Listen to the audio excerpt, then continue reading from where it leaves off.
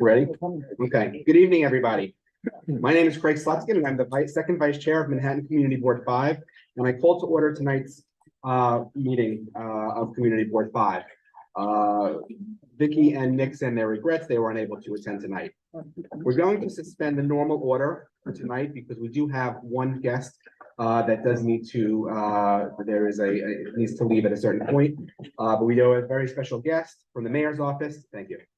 Camille Joseph Barlack, and if I'm pronouncing that incorrectly, I apologize. Yeah. She is the chief of staff to the mayor, and she's going to give us an update on the asylum seekers in New York City. So if you want to come up and take the turn, and welcome to Community Board 5. Thank you. Thank you so much. Should I use the microphone or can you hear me? I think you should use it for the people on the video. Hello, can you hear me? Good? Yeah. Okay. Hi, everyone. Thank you so much for having me. I'm here with two members of my team, Molly Schaefer, who's the interim acting director of the Office of Asylum Seekers, and James Boyd, who's head of external affairs for the same office. It was important for us to come out, and we are trying to do this more often. We recognize that notwithstanding the communication that we have coming out of City Hall, it was important for us to get closer to the community and make sure that we had a honest conversation about where we are with the asylum seeker crisis and be able to answer your questions. So I want to start by just doing a little bit of table setting. Some of this you may certainly have already heard. We have received over the course of the last 18 months, approximately 136,500 asylum seekers that have come into New York City. We still have a total of 65,600 asylum seekers in our care, and it's a total of 120,000 individuals that are in our shelter system, which is comprised of both asylum seekers and traditional unhoused workers. And so certainly here in this community, we have a large number of shelters that have been opened, that are here, most of whom are families with children. And what we are continuing to do is to try to sort of bend the curve, right? We have advocated to the federal government for additional resources to help us with our new New Yorkers, as we describe them, to help them on their path to self-sufficiency. And so we've done that in a couple of ways. We've partnered with the federal government to put together, we started our own legal clinic, which quite frankly was first in the nation in terms of the level of work that we were doing out of the American Red Cross building. Through that clinic, we have helped file over 7,000 to 8,000 applications, including applications for asylum, work authorization, TPS. The federal government has come in, they finished a 2-week period a few weeks ago. They were here again last week to also help with work authorization. Through those efforts, working in partnership with us, they filed an additional 3,000 work applications, and we continue to do that work, and we are expanding to make sure that there are legal clinics that are available in as many boroughs as possible so that it's easier for asylum seekers to get themselves again on the path to self-sufficiency. Certainly you have heard that the import of this crisis is going to be significant on New York City's budget. We are estimated to pay approximately $12 billion over the course of 3 years, and that is going to have an impact on the city and its services. It's already having that impact. We have hiring freezes, we have pegs that are in place, etc. But we continue to do what we can to be as efficient as possible, while again getting people on the pathway to work authorization and to self-sufficiency. So I wanted to stop there and see whether or not there are any questions. So I am going to allow questions for the chief of staff, if anybody does have any questions from members of the board. So if any of the members of the board have any questions. But I'm sorry, somebody back there. Oh, no, that was Pete. Renee. The numbers still high bigger. So we are coming out of, and actually might be going a little bit into, probably our 5th surge. So a couple of weeks ago, we were still getting about 4,000 people a week. And now the numbers declined for a bit, and now we're seeing that there's a slight uptick. So while the federal government has put in place certain policies, they have lifted certain restrictions in Venezuela, Mexico is now requiring visas from certain countries that have been coming through. So you've seen a little bit of a decline at the border. The majority of the folks that are continuing to come to New York City are not necessarily coming on the buses directly from Texas. They're coming from many other places across the country. And so right now we still get upwards of 2,000 to 3,000 people a week that are coming into the system. And so while we have implemented certain policies and we're seeing more people exit the system, the problem is that the front door isn't closed. And because it's a national immigration issue, there's only so much that we can do. Sarah. I'm curious, how do you help people exit the systems successfully and move to a home somewhere? Sure, absolutely. Thank you for the question. So there are several things that we do. We have been doing case management in all of our facilities. Some of the funds for that case management are coming from New York State, working in partnership with them. And the goal of that is to really have in-depth conversations with families, with adult families and adults, singles who are here, to help figure out where is it that you want to be. Sometimes there are people here, they didn't intend to come here, they didn't want to, but that was the only ticket that they could get coming from Texas. And so they want to be reticketed. So for every 4 people that come to the Roosevelt Hotel, which is, as we described, as sort of the new Ellis Island, within 24 hours, one of those 4 typically will be reticketed. We reticketed, I think, 35,000 people since we've been managing this crisis. And so after folks have been here for some time, we continue to have in-depth conversations with them to help them figure it out. Perhaps the brother that lives in, Kansas couldn't have taken them a month ago, but they're in a better position now. So we continue to have those conversations, offer them reticketing and see whether or not they're ready to move on. But the other main component of it is, again, helping them to get on the path to self-sufficiency. So our advocacy is what led the federal government to expand TPS for Venezuelans. And so there was a larger population of folks that we think once they get through their TPS application, they will then be on the path to work authorization. And we know that there are jobs here in New York City, there are jobs upstate, and there are jobs across the country. And so we're working on figuring out sort of a national decompression strategy where in partnership with other cities who have jobs, and we will have a population of folks that have work authorization, and hopefully we can create partnerships to move folks across the country. Can you please speak to the capacity at the Roosevelt Hotel? Is there availability? Are you able to intake all the migrants that you see at this particular site? Sure, it's funny because right before we came into the building, Molly and I were having a conversation about capacity. So right now, I think for the most part, the Roosevelt is at capacity, but it changes every day. You could come in, we could get an incoming of 300 families today. And some of them, some other families may have found someplace else, and so there may be room. So it's really a day-to-day capacity issue, and you all should be extraordinarily proud of the New York City employees in partnership with CBOs and faith-based groups that have been managing this. But it's truly a day-to-day, hour-to-hour situation where we figure out what capacity we have. And what is the existing capacity at the Roosevelt Hotel? Molly, do you have that number? We have 4,000 people in the hotel, and so there's about 60 rooms that are sleeping rooms. So if a family just comes overnight, they can potentially stay in that room. And then we have ballrooms as well that we use for overnight stays as needed. But right now we don't. I think the estimated census is 3,068. And is the number that I have. Charles, go ahead. Yeah. Sorry. I was wondering, do you have any figures on how many of the asylum seekers are on Medicaid, and if the Medicaid system in the city can cope with all these extra people on Medicaid, especially since there's already not many so many providers willing to take Medicaid because of the poor reimbursement, especially here in Manhattan.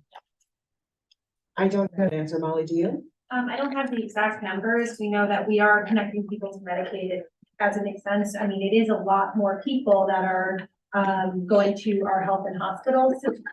In our hospital system, we're continuously advocating for more vaccine doses from the federal government. That's a real concern, but we are providing health care as best as we can.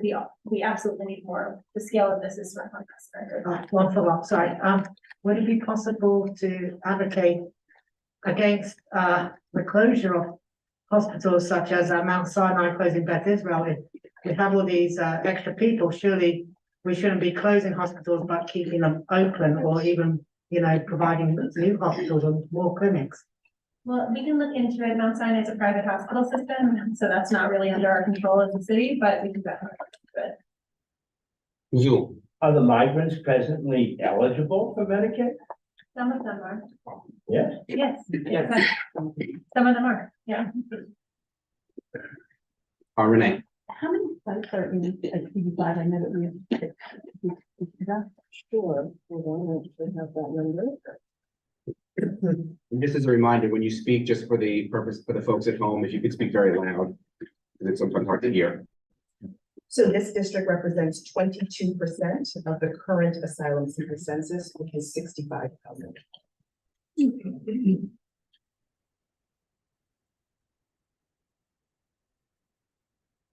Other questions?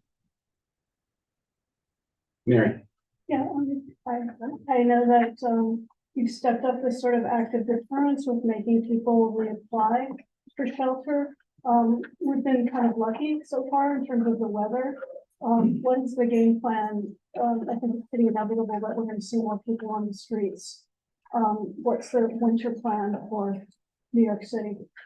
Sure, I mean, it is difficult, but I think that the mayor has said repeatedly that this is not sustainable, which is why we continue to advocate. I think that and so you're referring to the 30-day notices that we've given to single adults. And actually, we have found that that's been pretty significant. People keep moving their way. They're finding their way to public state, they're finding their way into community. We know that we have a large West African population that mosques and other folks have already absorbed into community. So it is going to be difficult. We are going to do the best that we can. The mayor has always said that our North Star is making sure that families with children are not on the street, and thus far we have been successful. No families with children on the street since we've started managing. And since we have made the families reapply, what's been the fallout for the education for those kids? So we've actually just started that program. We just started getting the notices out. But we are very clear on what the requirements are. And so if you are currently living at the Roosevelt and your child is attending a school nearby, and for whatever reason you get moved to another location, if you want your child to continue to go to that school, the Department of Education has to work to make that happen. Right. And so it's not easy, but again, you've got a team of dedicated employees who are figuring these things out every day. And it's not a new problem. Right, it's a significantly larger problem, but it's not a new problem because we do have a lot of children who are living in the New York City homeless shelters. And I would also just mention that of the amount of people who come through our system that are asylum seekers, more than half have already left at this point. So they have left our care, gone to other parts of the city. Some of them were families with children, some of them were adults, and we figured out the education for them. And then for the adults, they figured out other parts of the city. And we haven't seen enough different street homelessness. And so this is something that's been going on now for a long time, that we've had people leave our system. Yeah, I'm Mary Brosnan, I ran the Coalition for the Homeless for 30 years, so I'm well aware that this is what I'm going into. I'm sure you're aware that when you take a child and say that he or she can continue at a school, but move them to a different shelter location, that can entail multiple hours of travel. And so it's extremely difficult. Yes. It, in many cases, it's just not feasible. I'm very aware that almost every aspect of this crisis is incredibly challenging.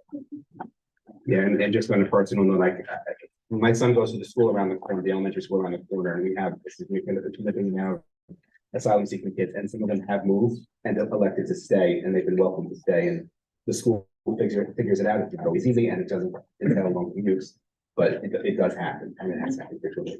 And we will work to try to keep families in the same boroughs, so that, it's not as difficult. It's not always, we're not always able to guarantee that, but we do try. One final question, and we need to move on to the agenda. Sachi. Thanks. Thank you so much for the information and for sharing with us, and just gratitude for the dedication of the city employees that you've been talking about and that have been doing so much work. How can we help? What would you have us do? What would your charge be to us to be more welcoming in CB5, to to help new New Yorkers stay and, you know, like Craig said, welcome them with open arms to our schools, to our community, et cetera. So first of all, thank you so much for that. We are grateful that many New Yorkers have already opened their hearts and their minds to this challenge and stepped up to be helpful. Supporting your local schools that have a significant influx of asylum seeking children is very helpful. We have found that there's a high level of trauma, particularly with families and with children who have come through the Darien Gap or traveled here through all sorts of other difficult ways. And so supporting them with resources as we're going into the winter time, we're aware that oftentimes the children arrive here, the families arrive here, and they're not in appropriate clothes, right? So we have a website where you can certainly find out about volunteer opportunities so that you can participate and you can be supportive as we continue to navigate this. And thank you again. Thank you so much, Chef Garlic. I appreciate you coming tonight and giving us this information. It's very important time. So thank you so much. And Molly, thank you as well. Okay, so now we were going to open up the public hearing. We'll shift gears and open up the public hearing. During the public hearing, members of the public are invited to speak for 2 minutes per person on the subject set forth in the agenda for this public hearing or any topic that relates to the affairs of the community district. If you'd like to address the board before it votes on any matters tonight, now is your opportunity to do so. Although there will be a public session during the full board meeting later, that public session will be at the end of the meeting after all the votes have taken place. So if you want to address the board on any matters before it votes tonight, now is the time for you to do so. If you'd like to speak during the public hearing, please use the raise hand button now. When you're recognized, we will allow you to speak, or that you must unmute yourself. In order for you to be heard, you will have to unmute yourself. And what we will do is we're going to start off. We have a couple of people who are in person. We're going to start with the folks who are in person tonight, and then we'll go on to the folks who are in through Zoom. So we will begin the public hearing with our first person, and that is going to be Michael DeAngelo. Welcome back. Hi, how are you? If you want to come to the lectern, that would be great. Yep, sure. Yes, because you can speak with the microphone. I attended the meeting on November 2nd. You guys need to use the microphone? Yeah, please. I attended the meeting on November 2nd in response to the proposal. They're not okay. Is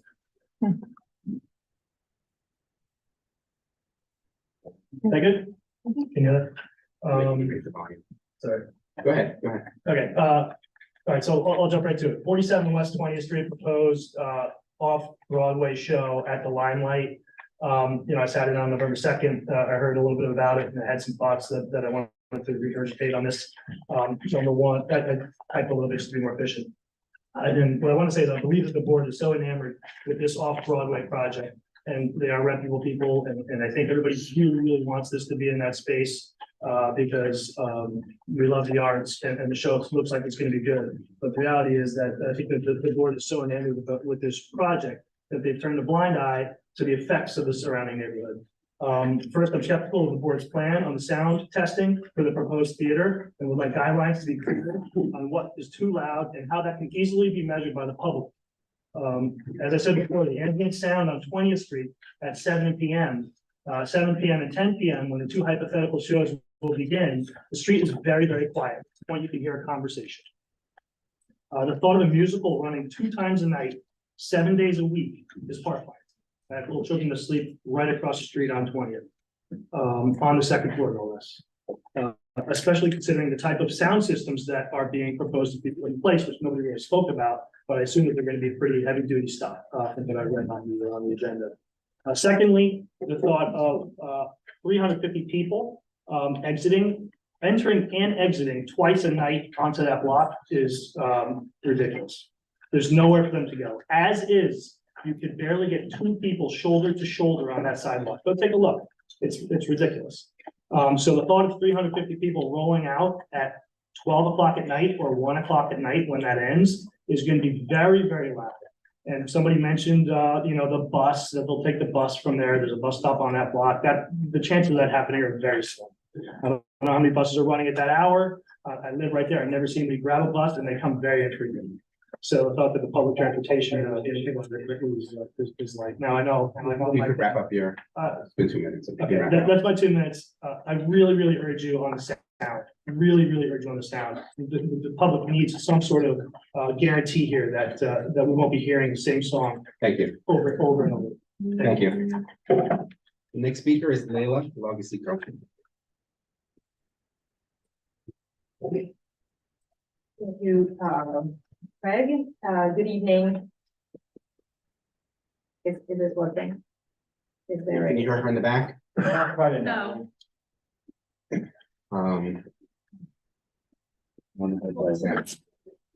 Is there an on-off button?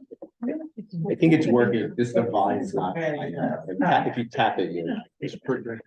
Yeah, now we hear it. Now it- okay. Good evening, everyone. My name is Leila Logisico. I am a resident of West 20th Street, and I speak on behalf of the 25 residents in my building to express our strong opposition to the recent liquor license application for roadside attraction on 47 West 20th Street. Our community is grappling with a significant issue concerning the excessive number of liquor licenses in the area. We currently have 7 establishments with active licenses, and the cumulative impact on our neighborhood quality of life has been staggering. The issues we face include persistent noise disturbance, rampant littering, occasional episodes of violence, and heightened levels of traffic and vehicle congestion. These challenges have collectively contributed to a significant decline in our overall quality of life for residents in our community. The noise emanating from these establishments, especially during peak hours and at closing, has become increasingly problematic. It disrupts our sleeps, make it challenging to enjoy a restful night. Every licensed establishment on the block has agreed to this community board's stipulations, but unfortunately, recourses are almost non-existent when they do not abide by them. The application in front of us tonight is accompanied by stipulations that do not protect the community's safety and quality of life. The traffic study prepared by the applicant is flawed and does not reflect the reality, so much so that it does not even locate the venue correctly. Given the existing strain on our community, we firmly believe that adding another liquor license to the mix would exacerbate these problems. While we support Broadway and the arts, the method of operation is not appropriate for the site.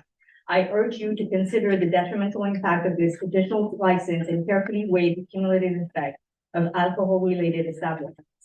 I urge the community board to refer the application back to the SLAP committee so that concerns from the residents can be better taken into account and reflected in the situation to protect our quality of life. Thank you.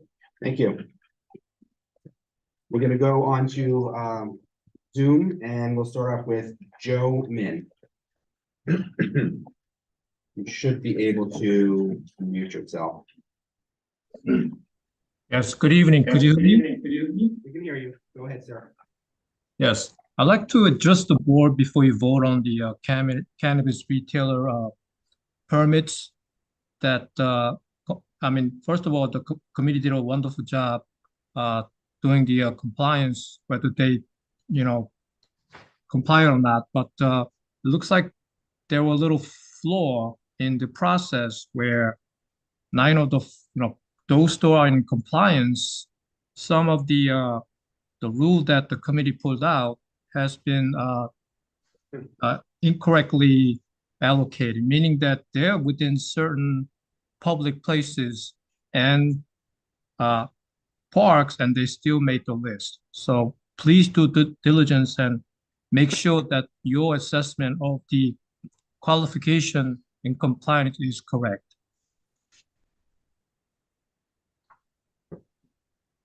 Thank you, sir. The next speaker is, and I apologize if I mispronounce this, Fatima Ziai. And again, I apologize if I mispronounce your name. No, yes, Yeah. good evening. Can you hear me? Yes, we can hear you fine. Thank No you. problem. Pronounce my name very well. Thank you. Thank you very much for the opportunity to express my views. My name is Fatima Ziai. I live on this block of West 20th Street, and I already spoke at the committee meeting that was held in which I registered my strong opposition to the application. And this opposition is shared by my neighbors and the majority of other residents of the block. We are not commercial entities who come here during the day and go home at night. We live here and the situation has become intolerable. There are already 7 liquor licenses on our block, causing noise, drunken behavior, and litter, which has had a huge impact on our quality of night, especially at night. And this has the total capacity of the building that is being contemplated is over 900 people, which could turn into a massive operation. And as was already mentioned, the traffic study that was commissioned by the applicant is not serious and clearly suffers from bias. And I don't think that's fair to the residents to hold up something like that as a basis for letting this go through. The applicant has said they're contemplating multiple shows each night, which will exacerbate the existing traffic and congestion problems. And I would particularly like to underscore that a single door for this building cannot accommodate the entrance of over 300 patrons without creating a bottleneck. And the problem with the sidewalk was already flagged by another speaker, and that must be among the stipulations if this application is being considered.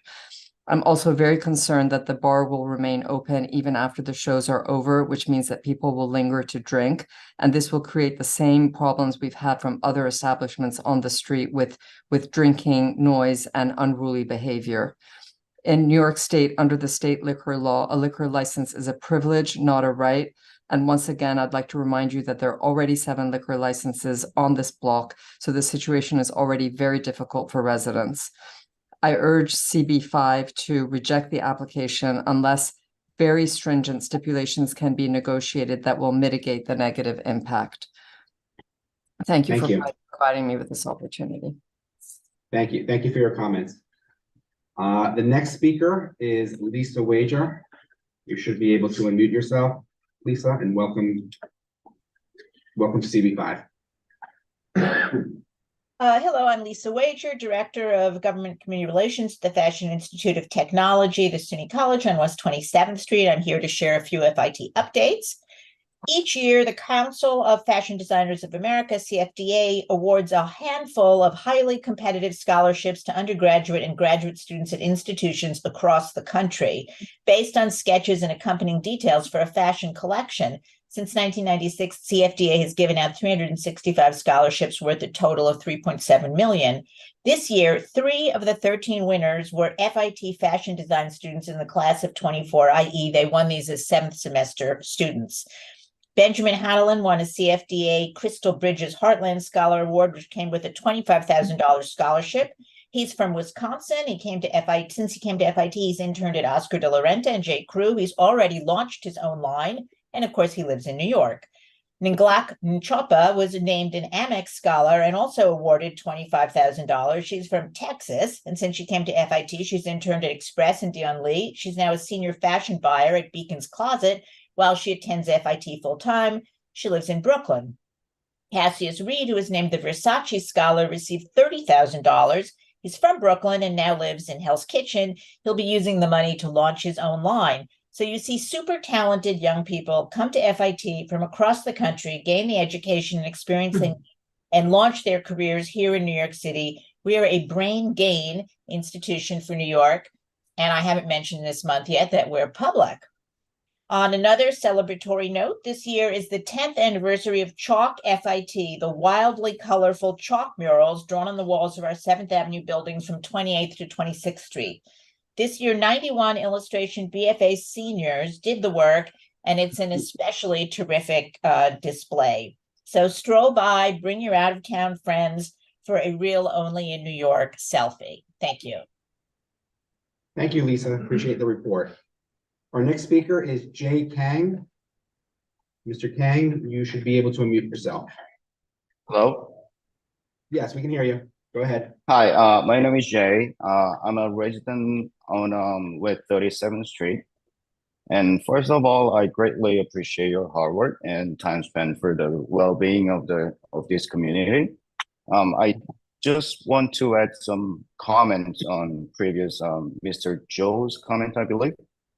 So I looked through the 9 addresses on the complaint list. But I mean, I'm talking about the cannabis license application. I believe at least 7 of these locations are not in compliance with CTF guidelines that the committee has provided. And I already emailed this list to office@cb5.org, but I just want to briefly mention about the 7 addresses. 762 8th Avenue, that address is within 500 feet from preschool, and 31st is 28th Street. That's and 251 Fifth Avenue. These addresses are within 500 feet from Public Plaza.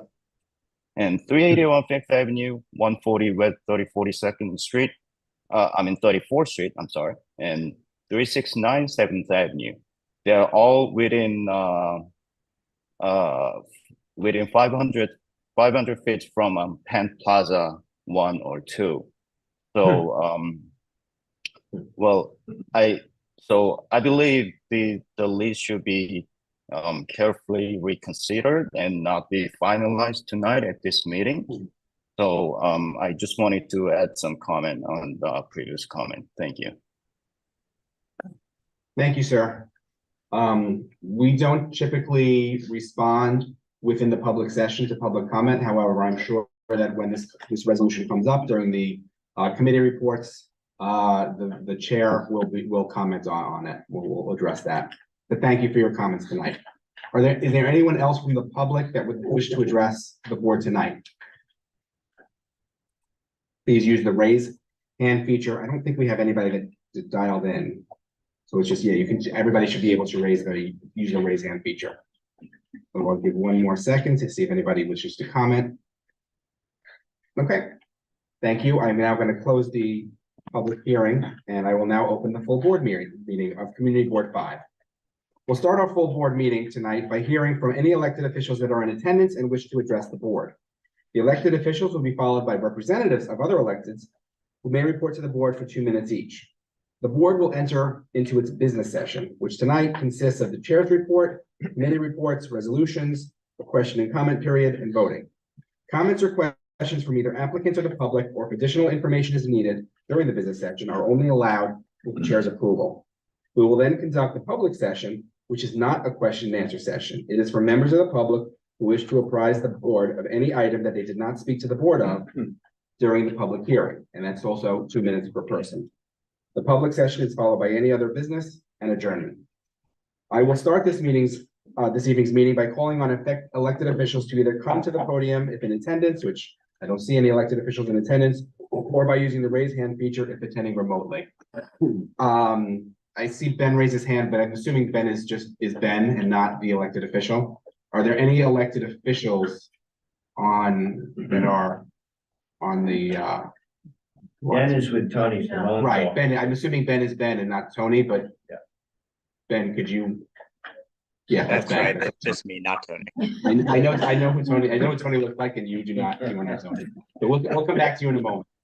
So as a result, I don't see any elected officials. So we'll go to the representative elected officials. If you could use the raise hand feature, as we did before, we will start with members, the folks who are in the room. So we'll start with Robin. Did you want to speak? Robin from the mayor's office. Robin Force from the mayor's office.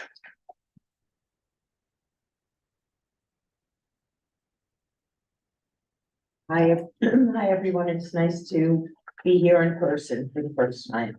Used to seeing all of you on Zoom. A little louder on.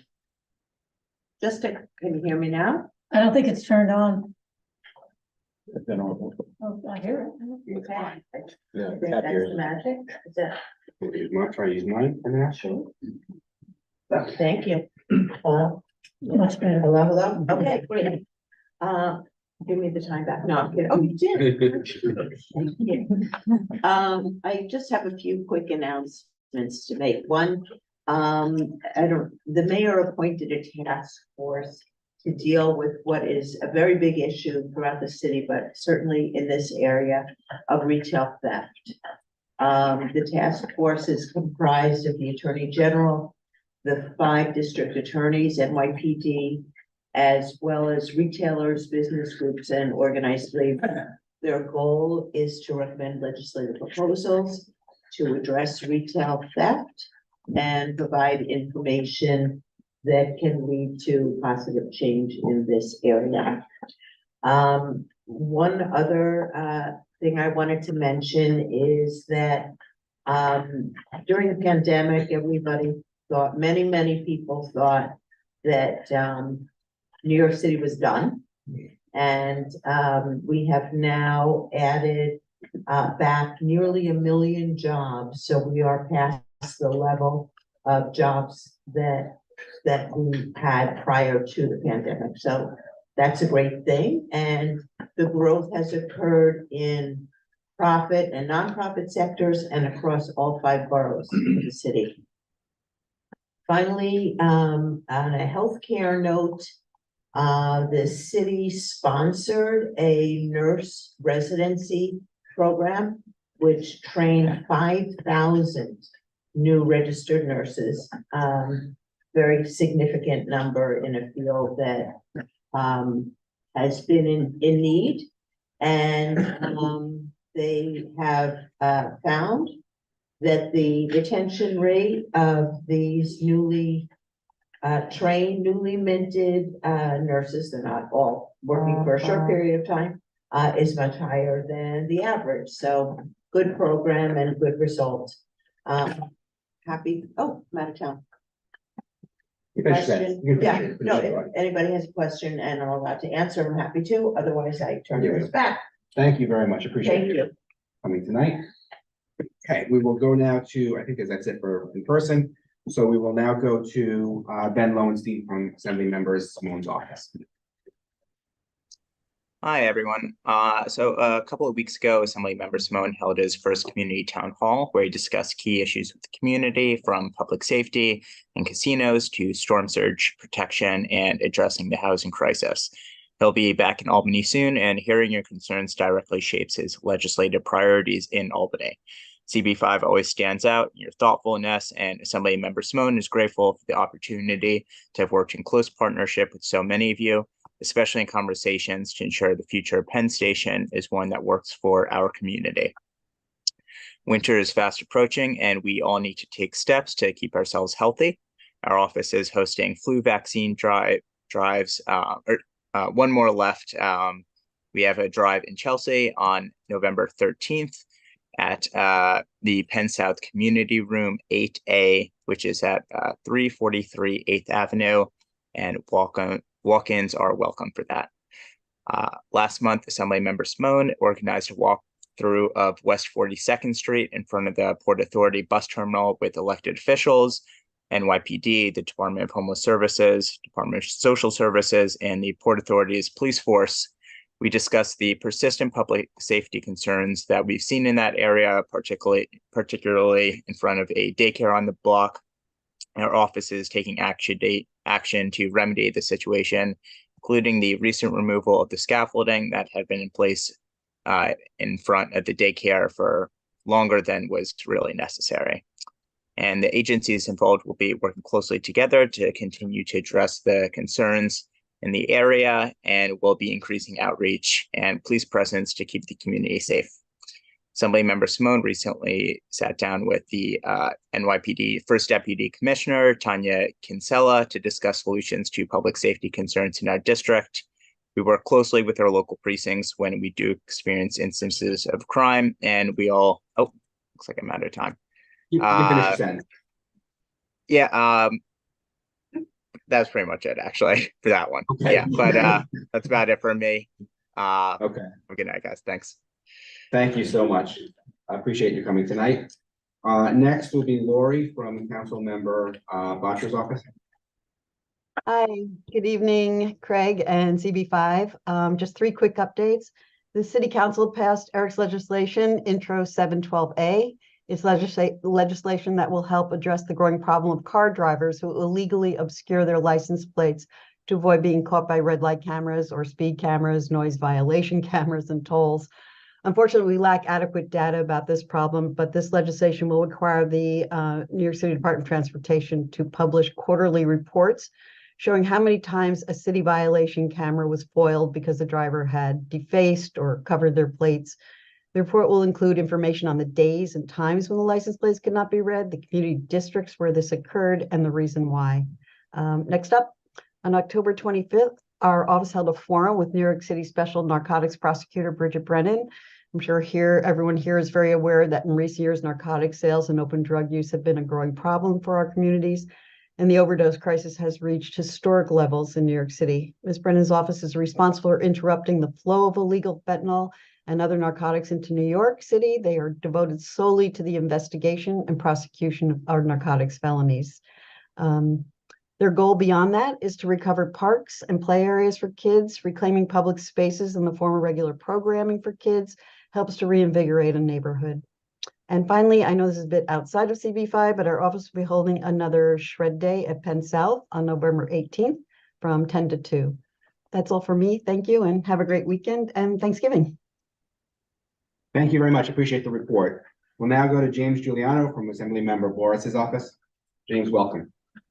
Thanks. Hey, everyone. It is a shred event, town hall kind of update day, it seems like. Next week, our office is going to be hosting a shred event on Tuesday, the 14th. We are partnering with Senator Serrano's office. It's outside CB5, but it is going to be from 8 a.m. to 12 p.m. At East 91st Street and 2nd Avenue. Feel free to drop stuff off at our office if you'd like on Monday as well. I'm going to share the invite with Marissa, so everybody has all the info, but we're happy to shred documents for you as well. Assemblymember Boris also hosted his first town hall just a couple weeks ago at the CUNY Graduate Center. It was a great success. Thank you so much to CUNY for hosting. We had a great time, answered questions spanning a very wide range of topics. I was pretty impressed, not gonna lie, and a fun time was had by all. On the legislative side, an update. This one's a mouthful, but it is Stop Civil Discrimination legislation, which we have introduced. Essentially, when somebody receives a legal summons, there's then a requirement for the person that issued it to fill out, like a description. And the legal form that they're required to fill out uses extremely outdated and offensive language for providing descriptions to folks. So this bill was kind of a no-brainer. It's a very easy fix, and it updates the language for describing a person to whom a summons was issued. And last this month, on a slightly personal note, this is going to be my last CB5 meeting as a member of the Assembly members team. I appreciate you all a ton. It has been a fantastic time getting to know all of you and work for our communities, and I will keep you posted with what I'm doing next. Our Chief of Staff, Brian, will be taking over as the community contact for our office for now. Thanks, everyone. Thank you, and thank you for your service to the various community boards and especially Community Board 5, and we wish you luck in your future endeavors. So thank you. Next, we will go to Keisha Sutton-James from the Manhattan Borough President's Office. Keisha, you should be able to speak now.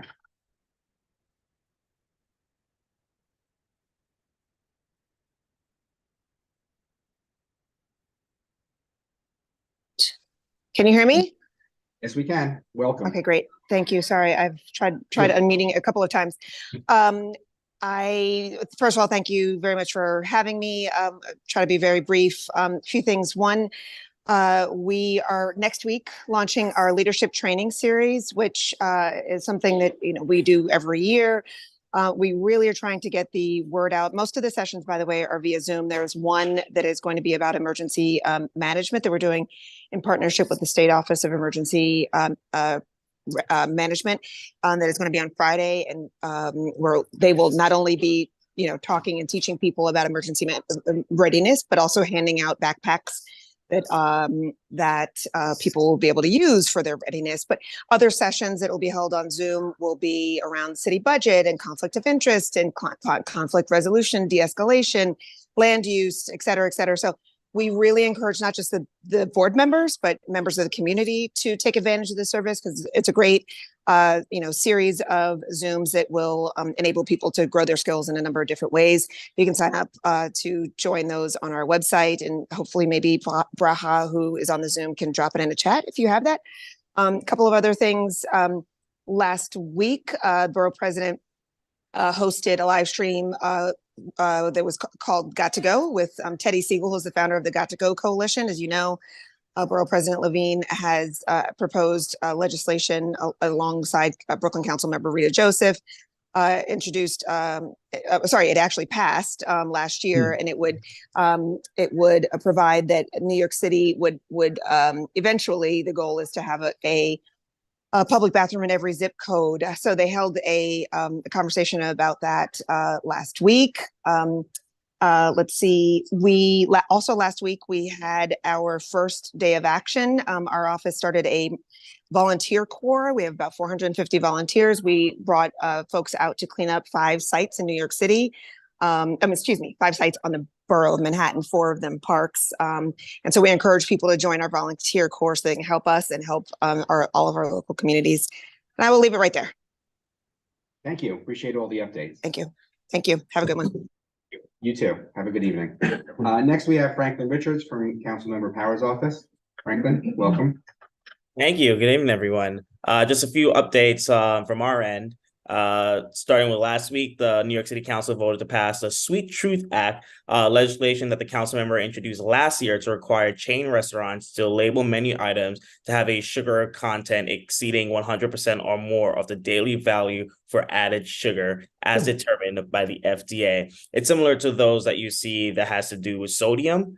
Diets high in sugar are frequently linked with higher obesity rates, which have steadily climbed in New York. This law will help New Yorkers make more informed decisions on their daily life and lead to a healthier lifestyle. Also last week, the council member introduced Intro 1243, the nuisance abatement law, to make it easier and quicker to shut down an illegal smoke shop. The amendment to the nuisance abatement law would clarify that the distribution for sale, selling at wholesale or retail, or delivering to consumers of any cannabis product or medical cannabis or cannabis oil, hemp or hemp extract product without the appropriate registration, license, or permit issued by New York State is a public nuisance subject to permanent or preliminary injunctions. Whew, that's a mouthful. And 2 events that we also had, one on Sunday was helmet fitting, and we had a great turnout. This one was pretty outside of CB5. It was actually CB6 in Stuytown. We had over 250 people that attended. And in honor of Veterans Day, thank you to those who served, the council member and other elected officials put on an event called Vets to the Met. Which also had, I believe, 300 folks that turned out. And that's all for me this week. I wish you all a healthy and happy Thanksgiving. Thank you, Franklin. Appreciate the report. Moving on, next we have Hannah Wienerman from Congressman Nadler's office. Hi, everyone. Welcome. Hi, I'm Hannah Wienerman. I am the interim liaison to CB5, so thank you for having me tonight. Our office sent out 2 newsletters of import. So one, Congressman Nadler's been thrilled to announce billions of dollars in federal support for projects made possible by the bipartisan infrastructure law. So this includes phase 2 of the 2nd Avenue subway, which received $3.4 billion, which now assures the future extension to 125th Street, and it eliminates a longstanding transit desert while building new connections to the Metro North and Lexington Avenue lines. The Gateway program also received an additional $3.8 billion, and construction on the Hudson Yards concrete casing has begun. This marks a major step closer to expanding the reliability, resiliency, and redundancy on the most heavily used passenger rail line in the country. Also announced was $1.64 billion to connect Metro North to Penn Station and $1.6 billion to renew the East River tunnels to Penn Station. So these all create new connections and capacity for transit throughout the tri-state area.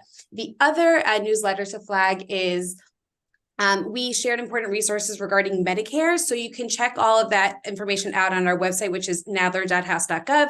But I just wanted to flag that Medicare open enrollment began on October 15th, and seniors have until December 7th to reach out to sign up for the program. So you can reach out to our office with any questions or concerns. The last thing I'll flag is that Congressman Nadler joined local elected officials to demand a better path forward for 5G cell towers, which in their current design are out of scale and out of character across historic districts. So he continues to call the FCC to reevaluate the design's impact under the National Historic Preservation Act, and encourages the city to consider alternative options to the current proposal that will preserve our city's character, but also will meet our connectivity goals. So if anybody has any questions for me, my email is hannah.wienerman@mail.house.gov, and it's a pleasure to be with you tonight. Thank you. Thank you. Thank you. Appreciate the report. Our next speaker is Shauna Morlock from State Senator Gonzalez's office. Hi, Welcome. thank you.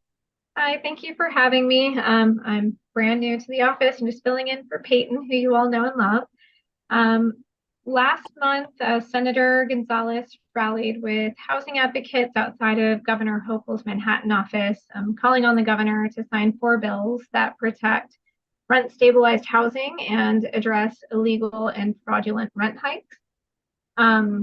In legislative news, our office, Senator Gonzalez's bill S5915 was signed into law by Governor Hochul. This bill requires the Office of the Prevention of Domestic Violence to distribute informational materials on economic abuse to places like temporary shelters, social service offices, and childcare facilities. The materials are meant to include information on how to spot economic abuse, how to prevent it, and how survivors of it can get help. And it will help clearly identify economic abuse as a form of domestic violence, which we thought was wonderful that she signed into law on Domestic Violence Awareness Month. And again, as some others have said, this is slightly outside of district, but we will be holding mobile office hours on Tuesday, November 14th at the Stuytown Community Center from the hours of 2 to 5 p.m. Yeah, we look forward to providing assistance to constituents on the ground in the district if you're not able to make it up to our office on 48th Street, or 42nd Street, excuse me. Thanks. Thank you. Appreciate your report. Thank you for coming tonight. Next, we have Alex Marinitas from State Senator Kruger's office. Welcome. Hey, thanks for having me, everybody. Good evening. So just a few quick updates from our office. On Wednesday, November 15th, Senator Kruger will be holding a town hall with Eric Hausman from the Department for the Aging's Health Insurance Information and Counseling Program. And this town hall is going to be regarding Medicare. The specific topic is going to be upcoming changes for 2024 regarding premium rates and deductibles for Medicare Parts A and B, and changes to Part D, which is prescription drug coverage. There will also be a discussion about Medicare Advantage, aka Part C, and supplemental plans called Medigap, as well as programs that can help to defray Medicare costs, including prescription drug costs. As the Medicare open enrollment period is ending on December 7th, this event is a great chance to learn more about the specifics of the different elements of the program. You can join the event online through Zoom, Facebook Live, or by calling in. There will be a Q&A session where you can have your questions answered by Mr. Hausman. And you can RSVP at a link that I'm going to put in the chat, and I've also emailed to Marisa. A couple more updates, and I'll try to make it quick. Our office is going to be handing out up to 3 free COVID-19 at-home tests and up to 2 high-quality masks per person on 3 days throughout November. On Monday, the 13th, from 10 a.m. to noon at the Vanderbilt YMCA. On Thursday, the 16th, from 4:30 p.m. to 6:30 p.m. at the Vanderbilt Y. And on Friday, November 17th, from 11 a.m. to 2 p.m. at our district office. There's no appointment needed, and we hope to see you all at some point to get those free tests and masks. And last but not least, at the end of October, Senator Kruger took part in a hearing in Albany regarding the cannabis industry in New York State, which I know has already been discussed a bit on this call and will come up again. The full hearing is available on YouTube, and I'll include the link to that in the chat, and I've also sent it to Marisa. And just last thing I want to say is that Senator Kruger looks forward to working with her colleagues in the upcoming session to give OCM the ability to enforce the laws against illegal dispensaries and to ensure that new shops are open in accordance with the state's guidelines. So that's all from me. Thank you very much, and I appreciate the opportunity to speak. Thank you. Thank you very much for the report. And then we have Kathleen from Assemblymember Epstein's office. Welcome. Hi, everyone. Good night. I am dropping our CB5 report from our office. I'm Kathleen, the community liaison for Assemblymember Epstein.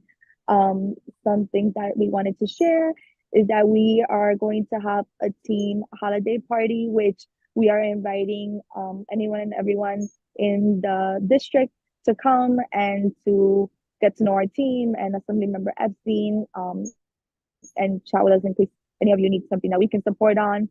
We also are in the middle of doing our annual turkey drive. So we will be distributing 1,000 turkeys on November 20th. If you are interested in receiving a turkey, you can just call our office and say you would like to be on the list. It's first come, first serve. We are also accepting donations from members of the community. So if you don't want a turkey, but you would like to donate so that you can make some you can allow the opportunity for someone else to receive a turkey, you can also do that.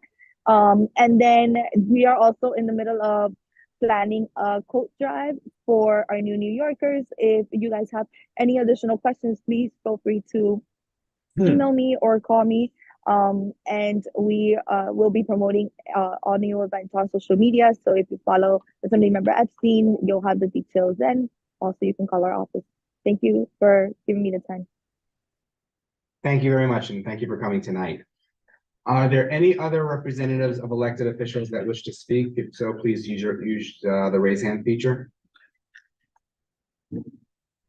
Okay, seeing none, we will now enter the business session of the board, where, as I mentioned, only board members are allowed to speak.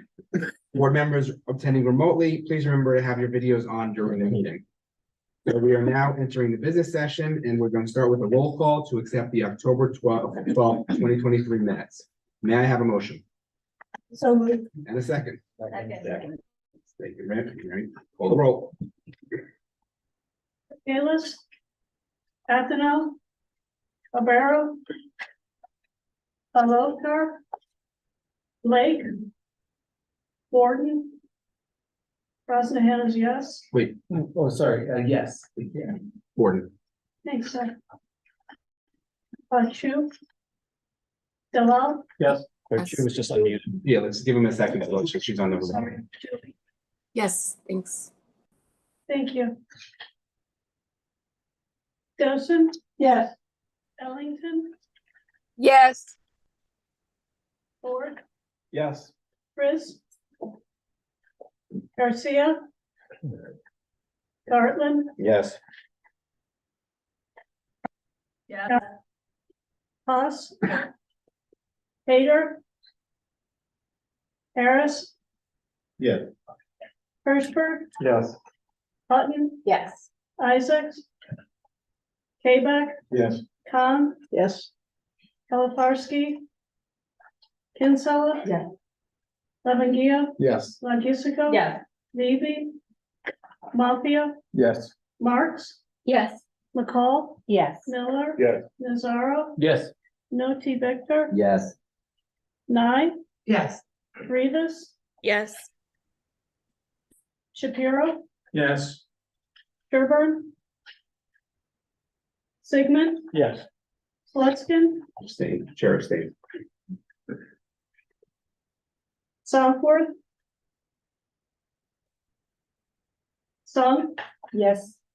Takahashi Real? Yes. Webb? Yes. Shu? Young? Yes. You? And Zukowitz? Yes. Motion passed. Okay, thank you.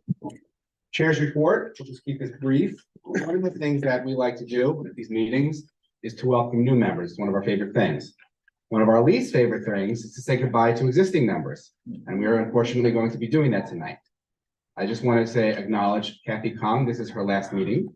She has decided to transition from the board. She's been on the board for several years now, and I've had the privilege to work with her at the Parks Committee. Kathy, you have been outstanding on the Parks Committee. You're wise, you give sage advice, you are even keeled, you have been a pleasure, and you get me your rezos, which is the most important thing. I don't have to push you on that. So it has been an honor to work with you. We will absolutely miss you. We hope you do at some point, hopefully come back. That does happen if you want to, but we want to thank you and wish you good luck. But today is your last meeting. Thanks very much. Do you want, if you want to say, you don't have to, but if you want to say anything, No, it's been an education, being involved in this community board and being on the the two committees and it's really interesting to see sort of the entry level of, democracy and local government. So, I'm a co-op board president, in the neighborhood, so, it's been helpful for me, for my building, to understand what's going on in the neighborhood, and it's been a great, experience. Thank you. Thank you. And again, on behalf of Vicky and Nick and the executive committee and the whole board, we thank you for your service. Appreciate it. Thank you. Okay, now we will go into committee reports. And I believe tonight we are starting with SLAP. David. Doing his first SLAP report. It'll be my last. Right behind you, Kathy.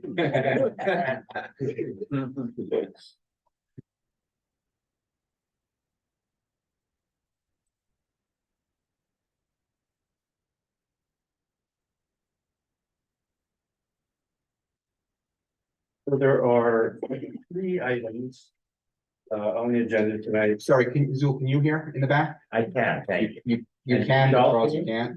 No, a little louder, please. There are 3 items on the agenda tonight for SLAP. First one we'll do is the you want to have them cannabis. You'd like to have them deemed read? I'm assuming? Deemed read, but not bundled. And you're not going to bundle any of that? No. Okay. So the first is the cannabis license review. And before I get into this, I do want to thank the SLAP committee. We lived through a 4-hour meeting last Wednesday, and half of it was on this cannabis license discussion, a lot of which was just the inside baseball of how we were going to go about actually accomplishing this review. So I want to thank the committee, the cannabis task force. I want to thank Catherine and Todd, who took the lead on a lot of that discussion. I also want to thank Samir and Janice, who aren't even on the task force and jumped in to help with all the mapping, which I guess we will continue to talk about. So as background, so everybody understands how this process works. The state cannabis law provides for a 30-day review by community boards of the time, location, and manner of operation of proposed retail and on-site consumption licenses. The law also provides for separation requirements such as 1,000 feet from other cannabis outlets, 500 feet from a school or community facility, 200 feet from a house of worship. Community Board 5 formed a cannabis task force to manage our involvement in the licensing process. The task force developed its own set of guidelines, which were in addition to the New York State law and subsequent regulations, particularly for location and time, which were approved by the board in February of this year. Those guidelines include, among other factors, a 500-foot separation from a park or public space, 1,000 feet from a playground, and limited operating hours for any outlets that are within 500 feet of residential areas. Initially, the task force reviewed conditional or card applications for applicants who had been impacted by prior cannabis laws. We received 7 applications in our district, and based on our guidelines, approved only 1 of those. Similar to our SLA process for liquor licenses, our process included review of a detailed applicant questionnaire, public posting and outreach, community meetings, review of proposed operations, passing of an individual resolution, and provision of an advisory opinion to the Office of Cannabis Management. As far as we know, though, all 7 of these locations will open despite our advisory denial. From October 4th through December 18th, we will be receiving non-conditional applications from the open market. OCM estimates that they will approve between 500 and 1,000 additional locations statewide during this period. In this past month, which we'll talk about today, CB5 received 72 applications and expects to receive similar numbers in November and December. The committee wants to call to the board's attention the fact that the number of applications and the time period allowed for review are unreasonable for the due diligence we normally would apply based on our SLA and card processes. We therefore streamlined our review process to meet the short response time on such a large flow of applications by developing an online questionnaire and mapping tool. We now leave to OCM the review for the 1,000-foot separation, as well as applicant qualifications, and focus exclusively on our guideline separation. We found that many locations were within 1,000 feet of each other, and multiple applicants filed for the same location. And in a minute, we're going to put a map up on the screen so that everybody gets a sense of what we're looking at. We classify the location in each application as compliant or non-compliant with our guideline. In our resolution, which you will vote on tonight, we deny non-compliant applications and reserve our rights to review manner of operation through the use of a deny unless for compliant applications and for the 50% of applicants that did not complete a questionnaire in the first place. It's our hope that after December 18th, when OCM identifies approved applications, we will be able to return to a more complete diligence on the final locations and improve community engagement on methods of operation. So Samir, if you can put that map up. Yeah, let me pull it up.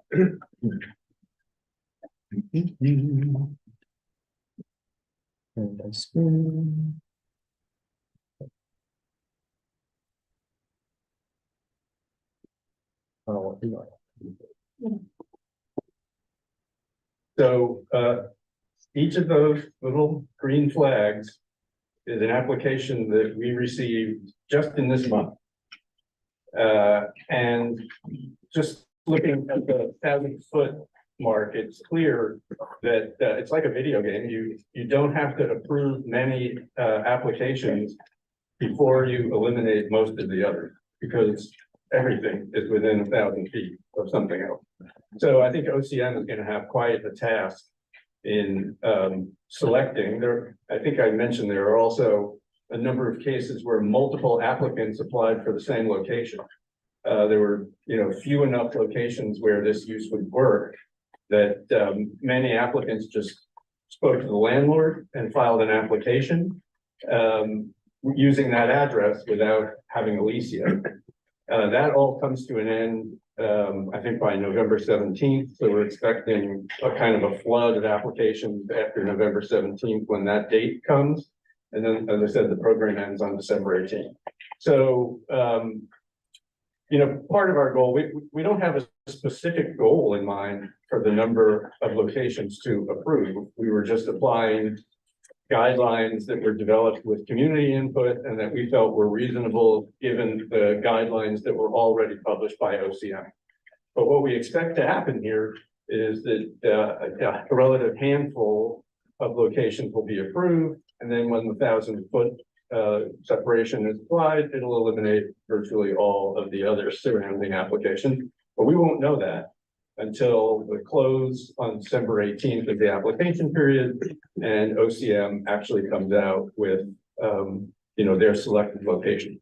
Part of what we understand is that where they have multiple applicants for one location, they may just subject that to a lottery in order to pick the applicant. And so, as I said, I think our goal then, if it's, still possible to do it, is to re-engage with that relative handful of approved applicants and dig back in and do the kind of due diligence that we would like to do on each location. So with that, do we move? Do we do the vote? That's it for that one. Yeah. Okay. Are there any conflicts? I'm assuming that was not a hand for conflict. Okay. Are there any questions? Okay, we'll start off with Joe. The 7 that you're recommending we approve, are they existing illegal shops?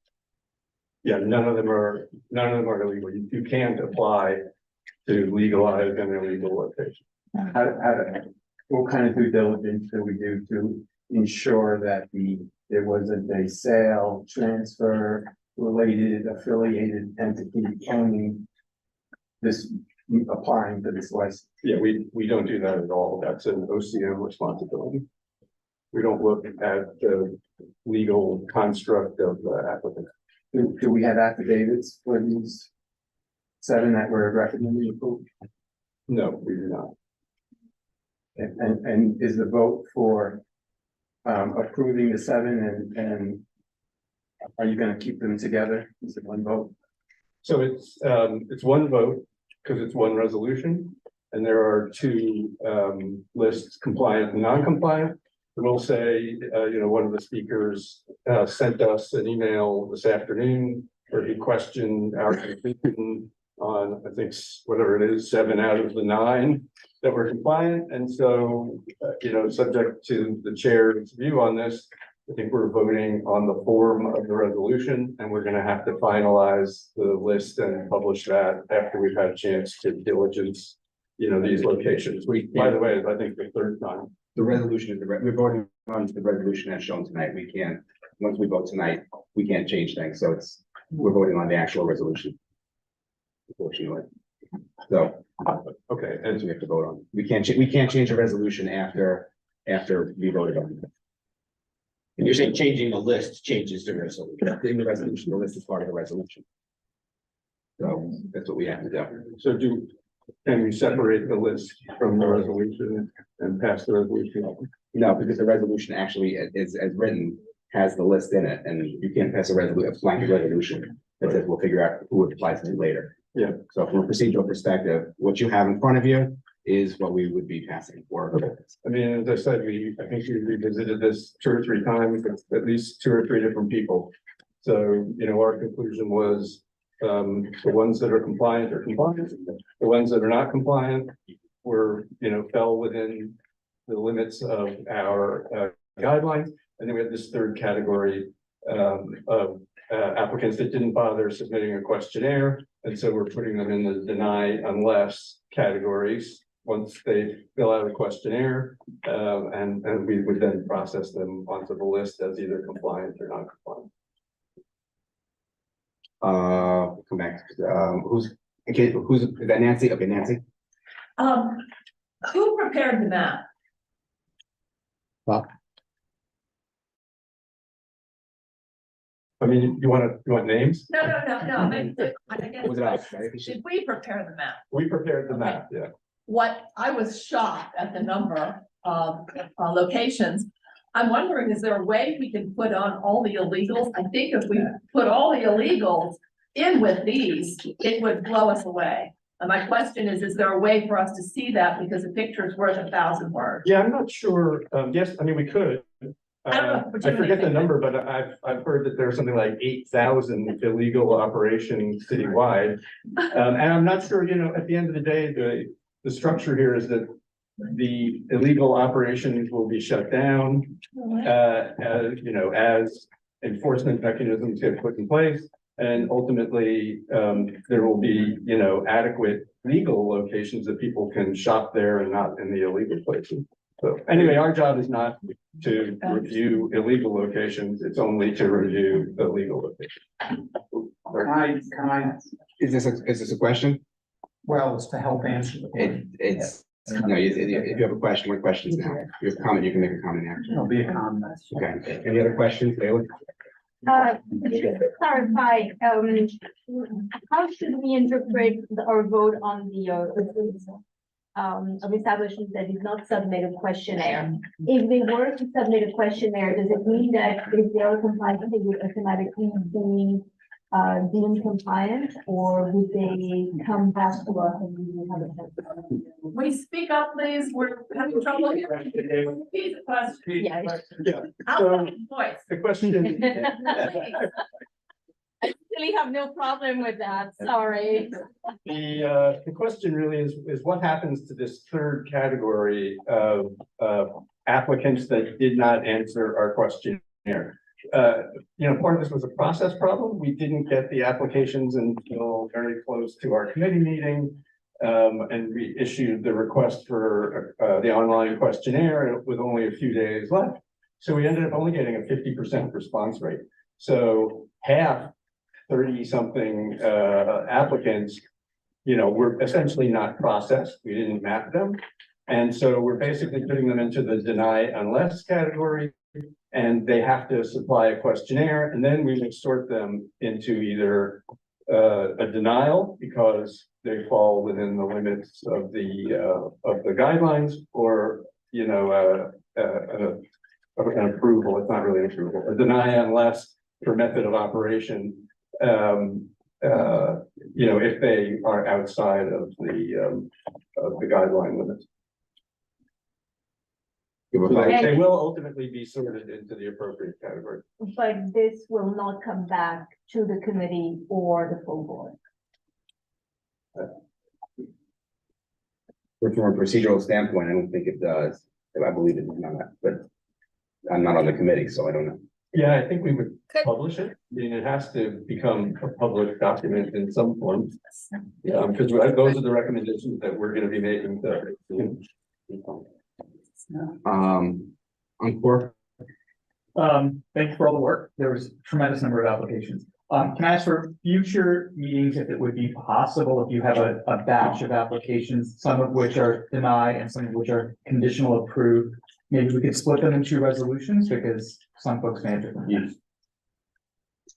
Yeah, I mean, we'll take it under advisement. Nick wasn't here. We didn't really have a chance to, before he left.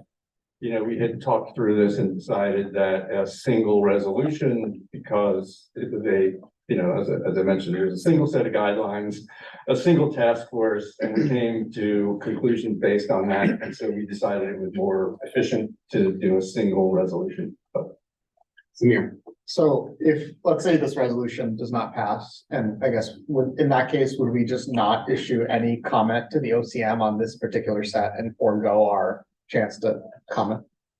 Yeah, I think that's right. We wouldn't have any authorization to submit anything to OCM. And there's a clock running, which I think we had to apply for a 30-day extension just to be able to get to this date. So, thank you. Yeah.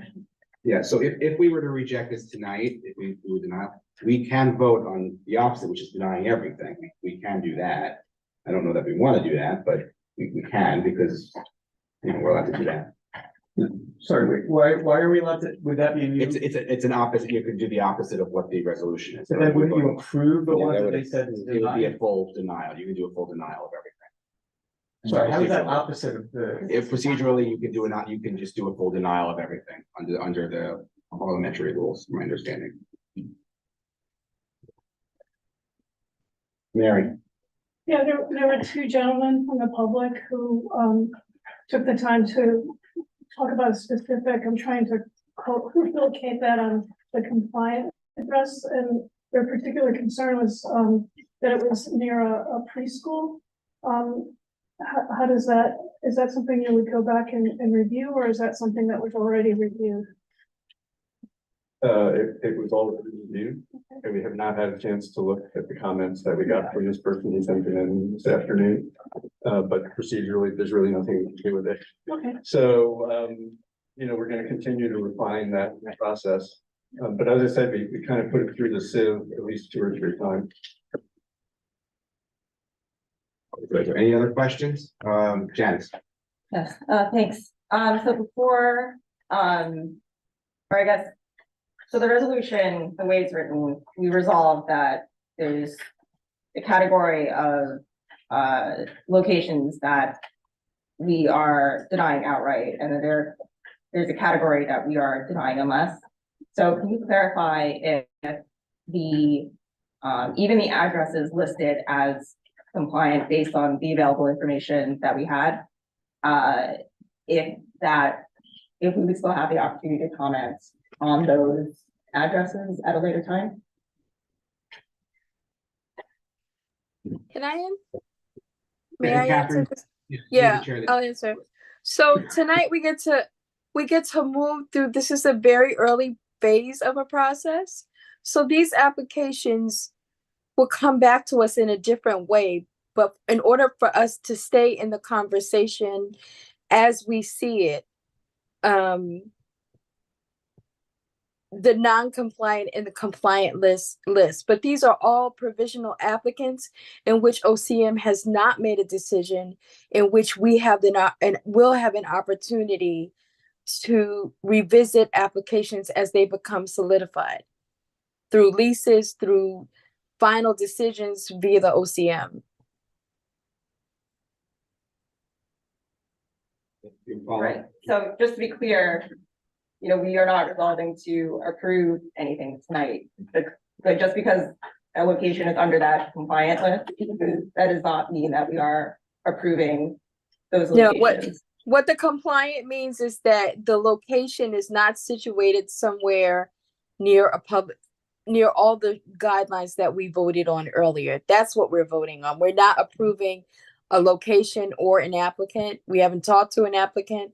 And so we will still get more due diligence in the process, but we have to respond at this time in this way, given the constraints and the timelines.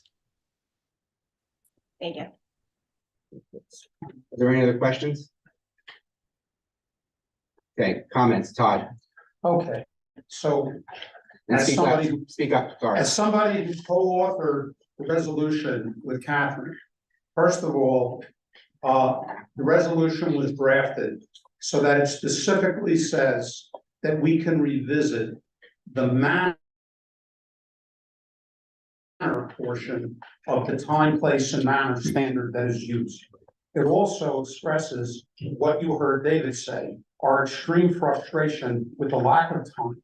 As to the issue of, there was a comment here about the utility of the maps. We as a community board have to take the time and devote the resources with our people here to update that map, right? Janice, basically almost entirely on her own, with the work that I did, created these maps.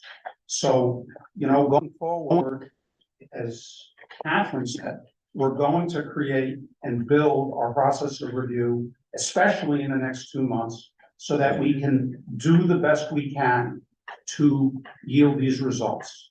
So really what's happening with this resolution is we're commenting as to time and place to the best of our ability, okay? If we don't do it, we're in effect, in my opinion, losing the influence we have as OCM, as CCV and OCM makes decisions about these things, right? So of course, it's gonna get kicked back. A lot of these places are gonna be rejected. They may apply again at new locations. Hopefully at that time, we'll be able to do a more thorough review, including the manner prong. Now, the manner prong is the one, how they run it, and it sweeps up into it a lot of the subjective factors that the comments that came up in our due diligence and in our community meetings in the first 7 that we did would normally arise. So what I would say is given the way the game is played, we have to work with what we have, right? And the idea of doing nothing or just rejecting all of them, and again, in my opinion, would be saying that we don't believe or we totally reject the law and the regulations that have been put in place.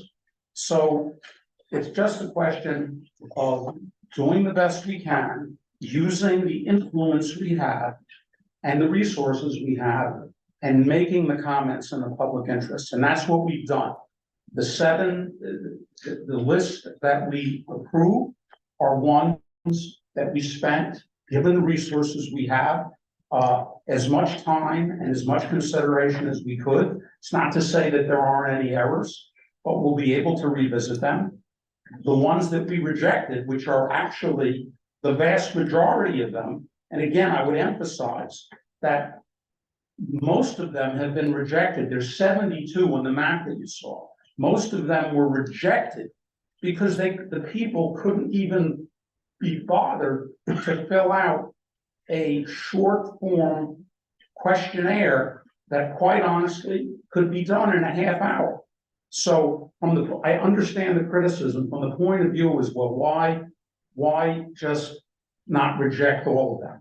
Most of them, in effect, are being rejected, okay? So the ones that we're approving represent our best efforts. We can't make the perfect at the expense of the possible. Thank you. Encore. So I'm going to vote in favor tonight, and I actually changed my mind. I had come in thinking I was going to vote against, but I I continue to think, as I mentioned, I think in the July meeting that, I don't think it's appropriate to add, I know we are allowed to, but I do not think it is appropriate to add to the state's requirements, which I think are already fairly onerous to me. And so adding the 500 feet in public space, I don't agree with that. But, and then I also, note in our last meeting, we had our first application that met all of our requirements, including our additional requirements, and a number of board members, including members of leadership, voted against it, even though it met our guidelines. And so it's clear that our guidelines are not always being followed. But in this case, given the number of applications and the fact that it's challenging in the way that they're sort of grouped together, but there are a number that have met it, and I think we should. We already applied for a 30-day extension to make our comment, and I think we should make it, and I think we should approve these. And as was stated, we're actually saying no to most of them, which is, I think, the effect of our guidelines, but there are a few that will go in, less than 10%. I have a procedural question, that I, just for clarification for myself, even though it's been addressed. When you say deny unless, and we're listing out what we think to the best of our knowledge is compliant, does that mean that if one of these addresses, if one of the 7 or 9 turns out to be not compliant for some reason, does that mean that in the way the deny unless is worded, doesn't it also say it has to not be within this location? And our list of compliant addresses is more as like a courtesy, which we also add in for the understanding of the applicants. We decided to add in like what their violation was. There's a lot of confusion at the committee meeting about that. Okay. And like what POPs is, but say, 762 8th Avenue, one of the ones that was commented on today, say that it turns out that's not in the physical, like that it would be eliminated because it does violate one of our initial location criteria. Does that mean, because we've worded it as deny unless, does that not mean that it also then would also be excluded? That this is sort of an additional thing, or just because we've listed these are compliant and these aren't? Like that seems to be more of like an explanation, and that could be like a typo or like an error on our part, but the actual resolution language above that would mean that if one of those 8, like one of those 9 turns out to not be compliant, that like it just gets bumped down to the second part of the list. If it winds up Because the being way it's non-compliant, then they would see it, then the OCM would see it, and they would deny it themselves. But do they deny it based on their own guidelines or based on our guidelines? They'll deny it on their guidelines. Okay, I meant if it doesn't comply based on our guidelines. So if it doesn't comply, if we vote, my understanding is, I'm not the parliamentarian. Yeah. Apologies for that. My understanding is that if it winds up that it is non-compliant based upon our rules, we can issue a clarification at next month's meeting. And Marisa, do you want to comment? I don't know if you know the answer to that. I'm sorry, I stepped out to. Okay, that's fine. That's fine.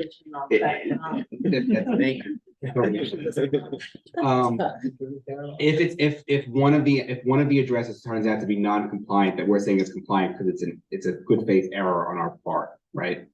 My understanding is we would just issue a clarification next month saying that this is actually not compliant.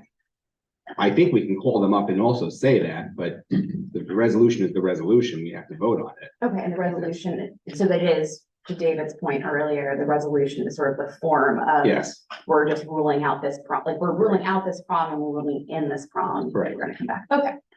You want to comment? Yeah, I think we also said we're gonna get another bite at this. Right. It's all advisory. OCM is gonna go through their process. They're gonna designate, and then we're gonna look at it again. And we could reapply our guidelines again. So I do think we have another shot at it, and there were, some remaining questions that we needed to answer, within the task force and the committee anyway. So, Michael. I just wanted to comment that I think this is a very intelligently written approach to this. We're not actually voting on any of these specific things. These are exhibits and examples. It's not included in the text, and I think it expresses the sentiment of what's going on. Pretty clear cut. Thank you, Todd. There's another issue which I want to bring to the board's attention, which is that our task force has looked at the laws and the regulations endlessly. And as with all such things, they're not exactly clear. And as it goes down the road, there's gonna be conflicts based on how the community boards attempt to do their due diligence and how that's gonna be interpreted by CCB and OCM. Now, one of those things is gonna have to do with the breadth and scope of the time, place, and manner interpretation that we're gonna use, right? So here's the thing we should be thinking about. If we simply take the case, we're just gonna reject everything because we don't have the time to do reasonable due diligence on anything. When the day comes, where we're going to have to object, or we're going to have to come to a conclusion. For example, there may be certain neighborhoods in our district for historical reasons or because of practical reasons where there shouldn't be any of these dispensaries, right? So when that day comes, we have to have a reputation and we have to have shown that we have done our best, that we're not torpedoing the whole legislative schema, right? So what we're doing now by making compromises and practical decisions about how to process this crush of applications in the long run is going to help us.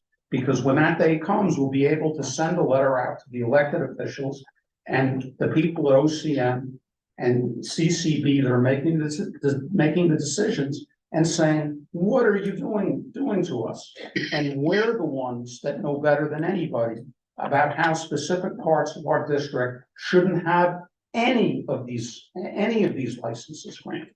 And again, if you look at the legislative text, it talks about our ability to do the due diligence, but it's really kind of fuzzy as to the scope of it. So that's something that we should keep in mind, right, as we go through this process and we do our best to deal with these applications. Thank you, Ty. Any other comments? I'm sure Dave. So just from a purely kind of political game theory aspect and leaving aside virtually everything else we've talked about, it's in our interest to approve a relatively small handful of locations because then you're going to use those to apply the 1,000-foot rule. It's going to knock out most of the rest of the applications theoretically, and it simplifies the job. It narrows down the number of applications that we have to look at, and it lets us do the proper job. Any other comments? So we are not bundling, so let's take this one to a vote. Hello, Gordon? Did someone make a motion? Oh, sorry, make the motion. Make a motion to pass. I'll make the motion. No. We don't do, for the resolutions, we don't need to do that. Okay, thank you. All right. Yes. Rosnahan is yes. Chu? Yes. Hillel? Yes. Gosen? Yes. Ellington? Yes. Ford? Yes. Gartland? Yes. Gashaw? Yes. Harris? Yes. Hirschberg? Yes. Button? Yes. Payback? Yes. Khan? Yes. Kinsella? Yes. Lavangia? Yes. Lagisico? Yes. Mafia? Yes. Marks? Yes. McCall? Yes. Miller? Yes. Nazaro? Yes. Noti Victor? Yes. Nye? Yes. Rivas? Yes. Shapiro? Yes. Sherburne? Sigmund? Yes. Sigmund's abstaining. Sure, abstains. Southworth? Yes. Sun?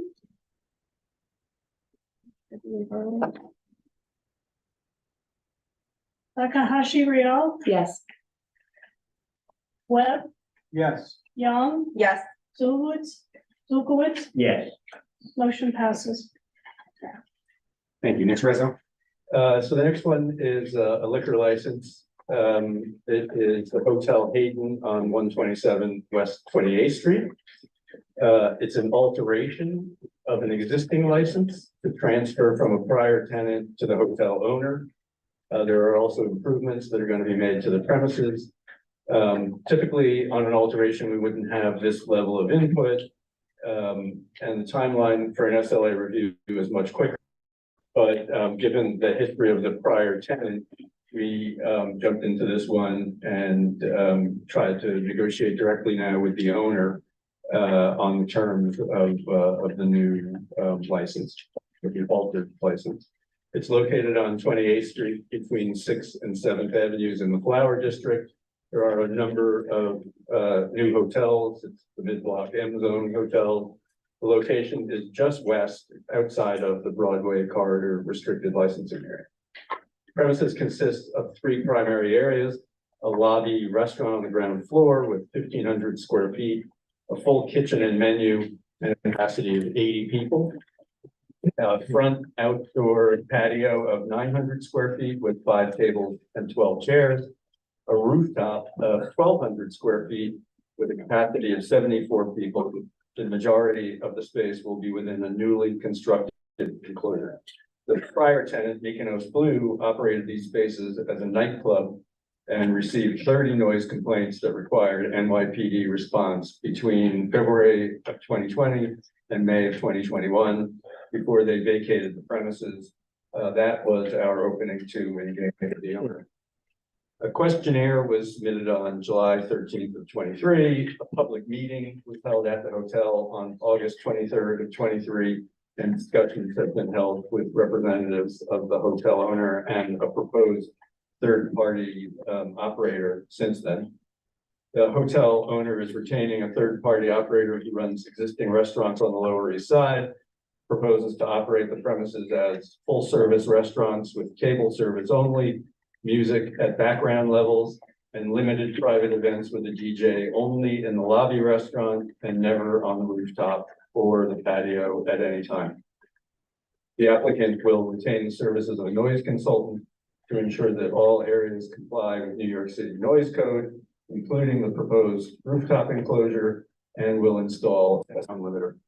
The proposed closing hours are for the lobby restaurant, 12 a.m. on Sunday through Wednesday, 1 a.m. Thursday through Saturday.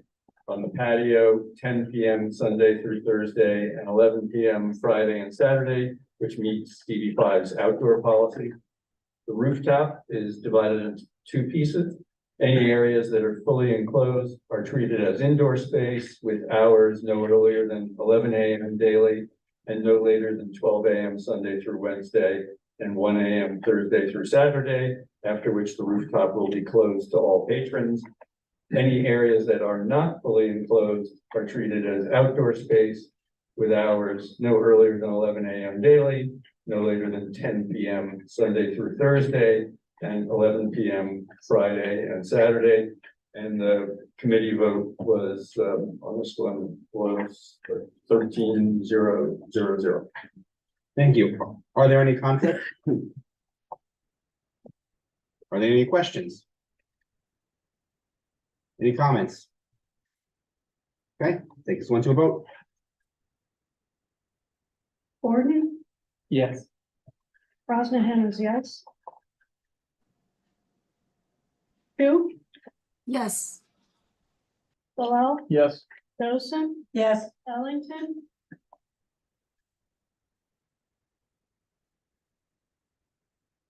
Okay, Ford, Yes.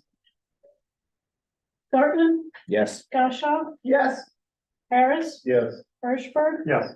Hutton, Yes. K-Back, Yes. Khan, Yes. Kinsella, Yes. Lavangia, Yes. Lagisico, Yes. Mafia, Yes. Marks, Yes. McCall, Yes. Miller, Yes. Nazaro, Yes. Noti Victor, Yes. Nye, Yes. Rivas, Yes. Shapiro, Yes. Sigmund, Yes. Southworth, Yes. Takahashi Real, Yes. Webb, Yes. Young, Yes. Zolkowitz, Yes. motion passes. Great. Next resolution. I'm a yes. Oh, she's back. Ellington. Oh, okay, thank you.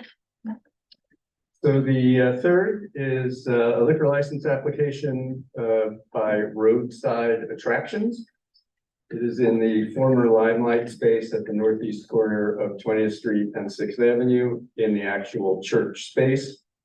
It's a legitimate theater with 318 seats, a ground floor bar and waiting area, and theater type bars in the seating areas on the 2nd and 3rd floors. The applicant's principal is a theatrical producer with credits on shows like Life of Pi, Doll's House, Hadestown, and Leopoldstown. I've organized the comments based on concerns that were raised by the community. It's all language that's in the affidavit, and I'll step through it. So the first thing we were dealing with was that this fits within the restricted licensing area. And there are a number of variances from the RLA. The RLA does not allow cabarets. This is not a cabaret, but a legitimate theater. Our model is the Metro Cinema that we just approved at the last meeting on 21st Street, which despite not meeting all of the tests of the RLA, we felt complied with the spirit of the RLA. The proposed hours closing at 12 and 1, not last seating, but actually closing, are shorter than the RLA requirements, and they're also shorter than the problem locations elsewhere on the block. The square footage in the RLA refers to 4,000 square feet. The total square footage of this space is 21,000. If you remove the back of house locations and the actual theater itself, the licensed areas are under 4,000 square feet. The 318 theater patron number compares, I think the Metro Cinema was about 180. When we looked at restaurants that do multiple turns of dinner plus lunch plus have a bar, you can see populations similar to that over the course of an evening. And the last variance is that it has a limited service kitchen instead of a full service kitchen. This was not a drinking oriented activity where we wanted to require a full service kitchen. The question came up about the number of bars. There is only one capital B bar on the ground floor that has 50 seats. It doubles as the waiting area for ticketed patrons, and only ticketed patrons are allowed to get service. There are two other, what I would call theater type bars on the second floor and the third floor. And then there are 4 service bars in the back of house for staff service. Service, as I said, is restricted to ticket holders. There is no public consumption. There's no outside alcohol, and there's no bottle service. From a traffic standpoint, after the public meeting, we intervened with the applicant and relocated the entrance to 6th Avenue off of 20th Street. They actually ended up redesigning the flow of the whole space to accommodate that. All of the waiting now occurs inside in the bar area and a couple of surrounding areas, and there are no outside waiting lines. The 20th Street entrance is now only for ADA staff and the ride hailing location is going to be set for the 6th Avenue address, and security personnel are going to be provided outside to manage both foot traffic and the vehicular traffic on the street frontage. We required that they reach out to the landlord to enforce Grimaldi's, the pizza place next door that has an outdoor dining area that's within Grimaldi's lease area, not roadside attraction lease area. And so we, looked for language at this point in the transaction to try and leverage the landlord to act on Grimaldi's kind of overreach on that space. And we also limited the number of private events to 20 per year, with the same closing hours. From a noise standpoint,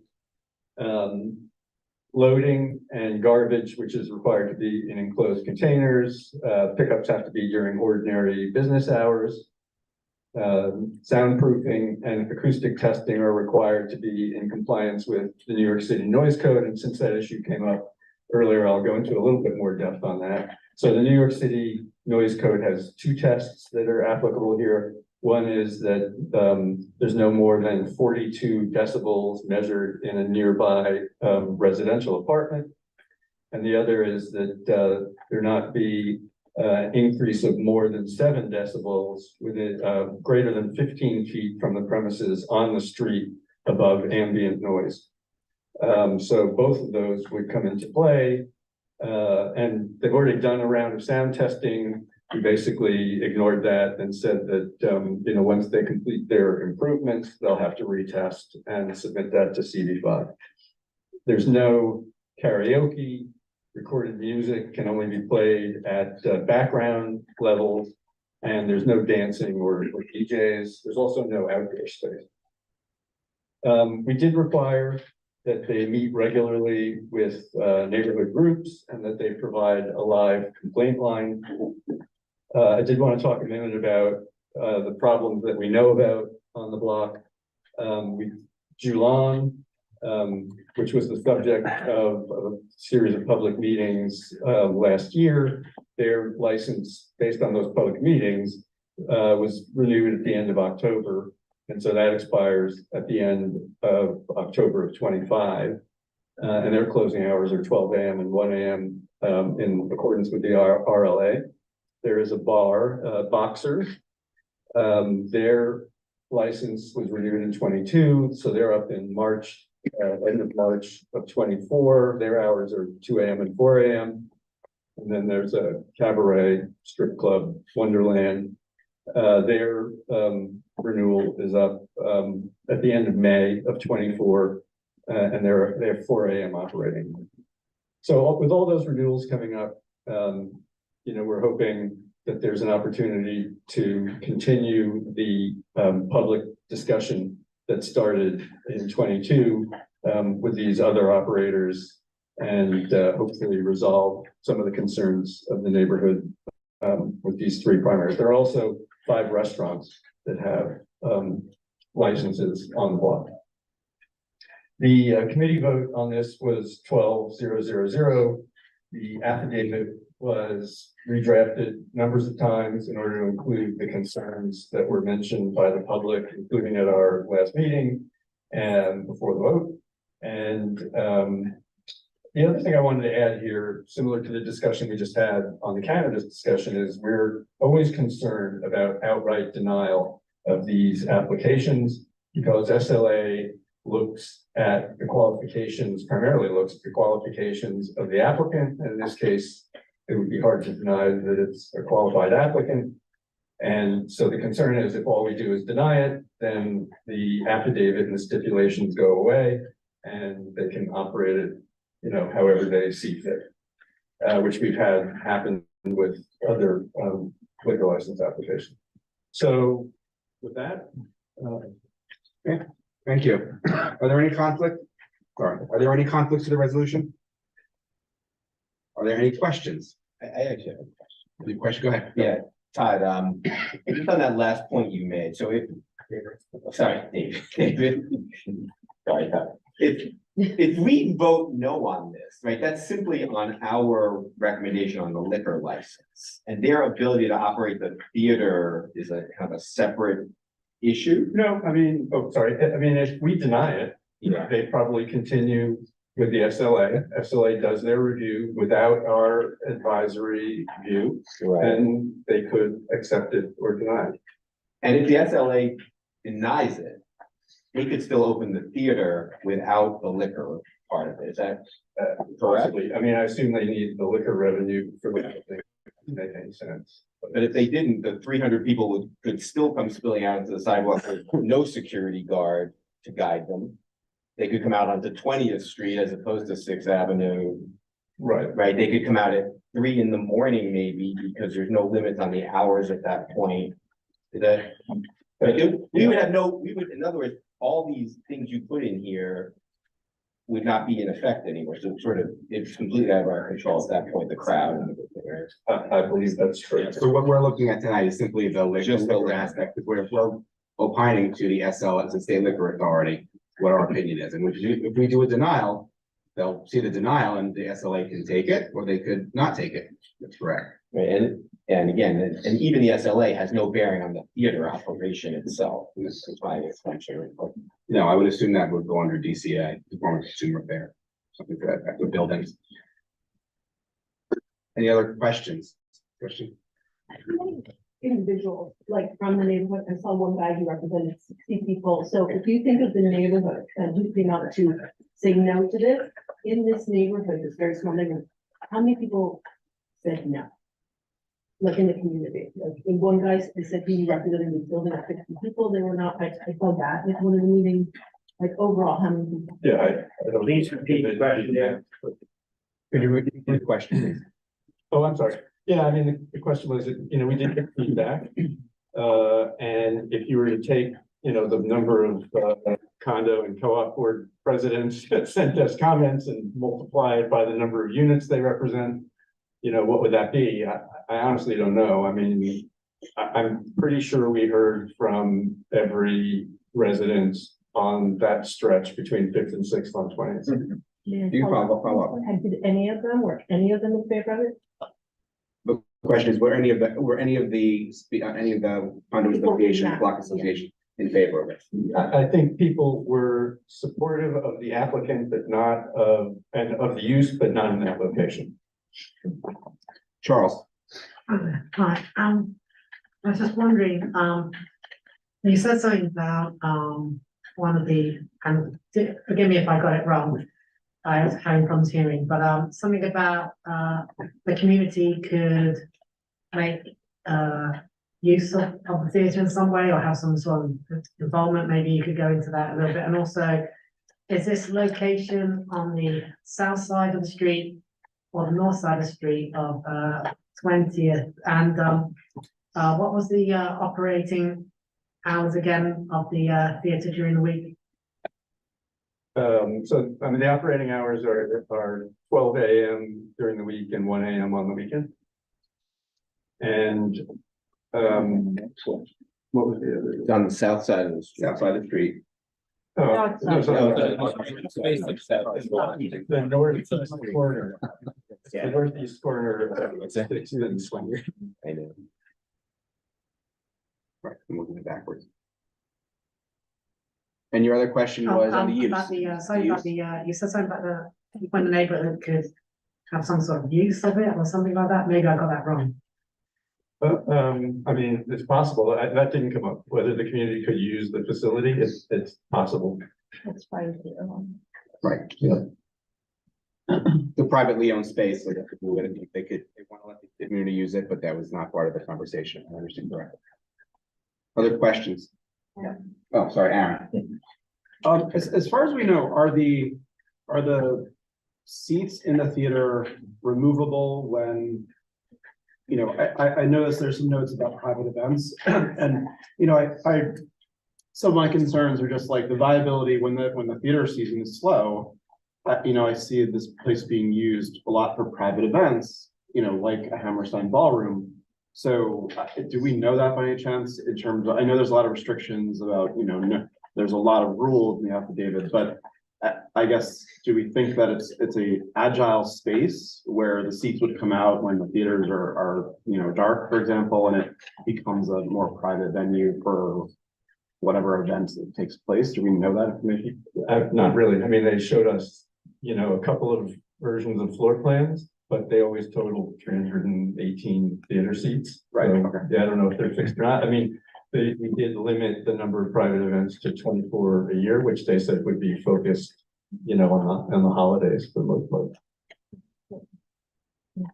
Other questions? Mary?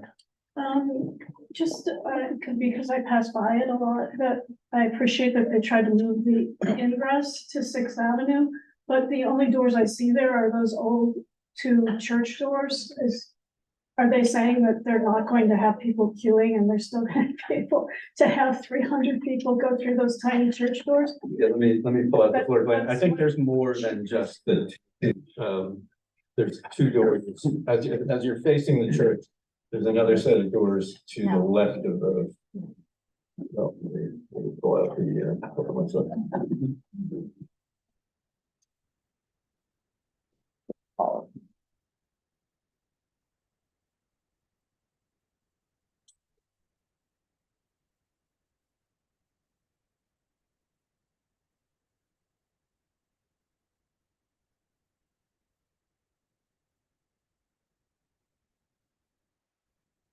Yeah, there's an egress door to the left, but ingress would be through the main entrance to the chapel.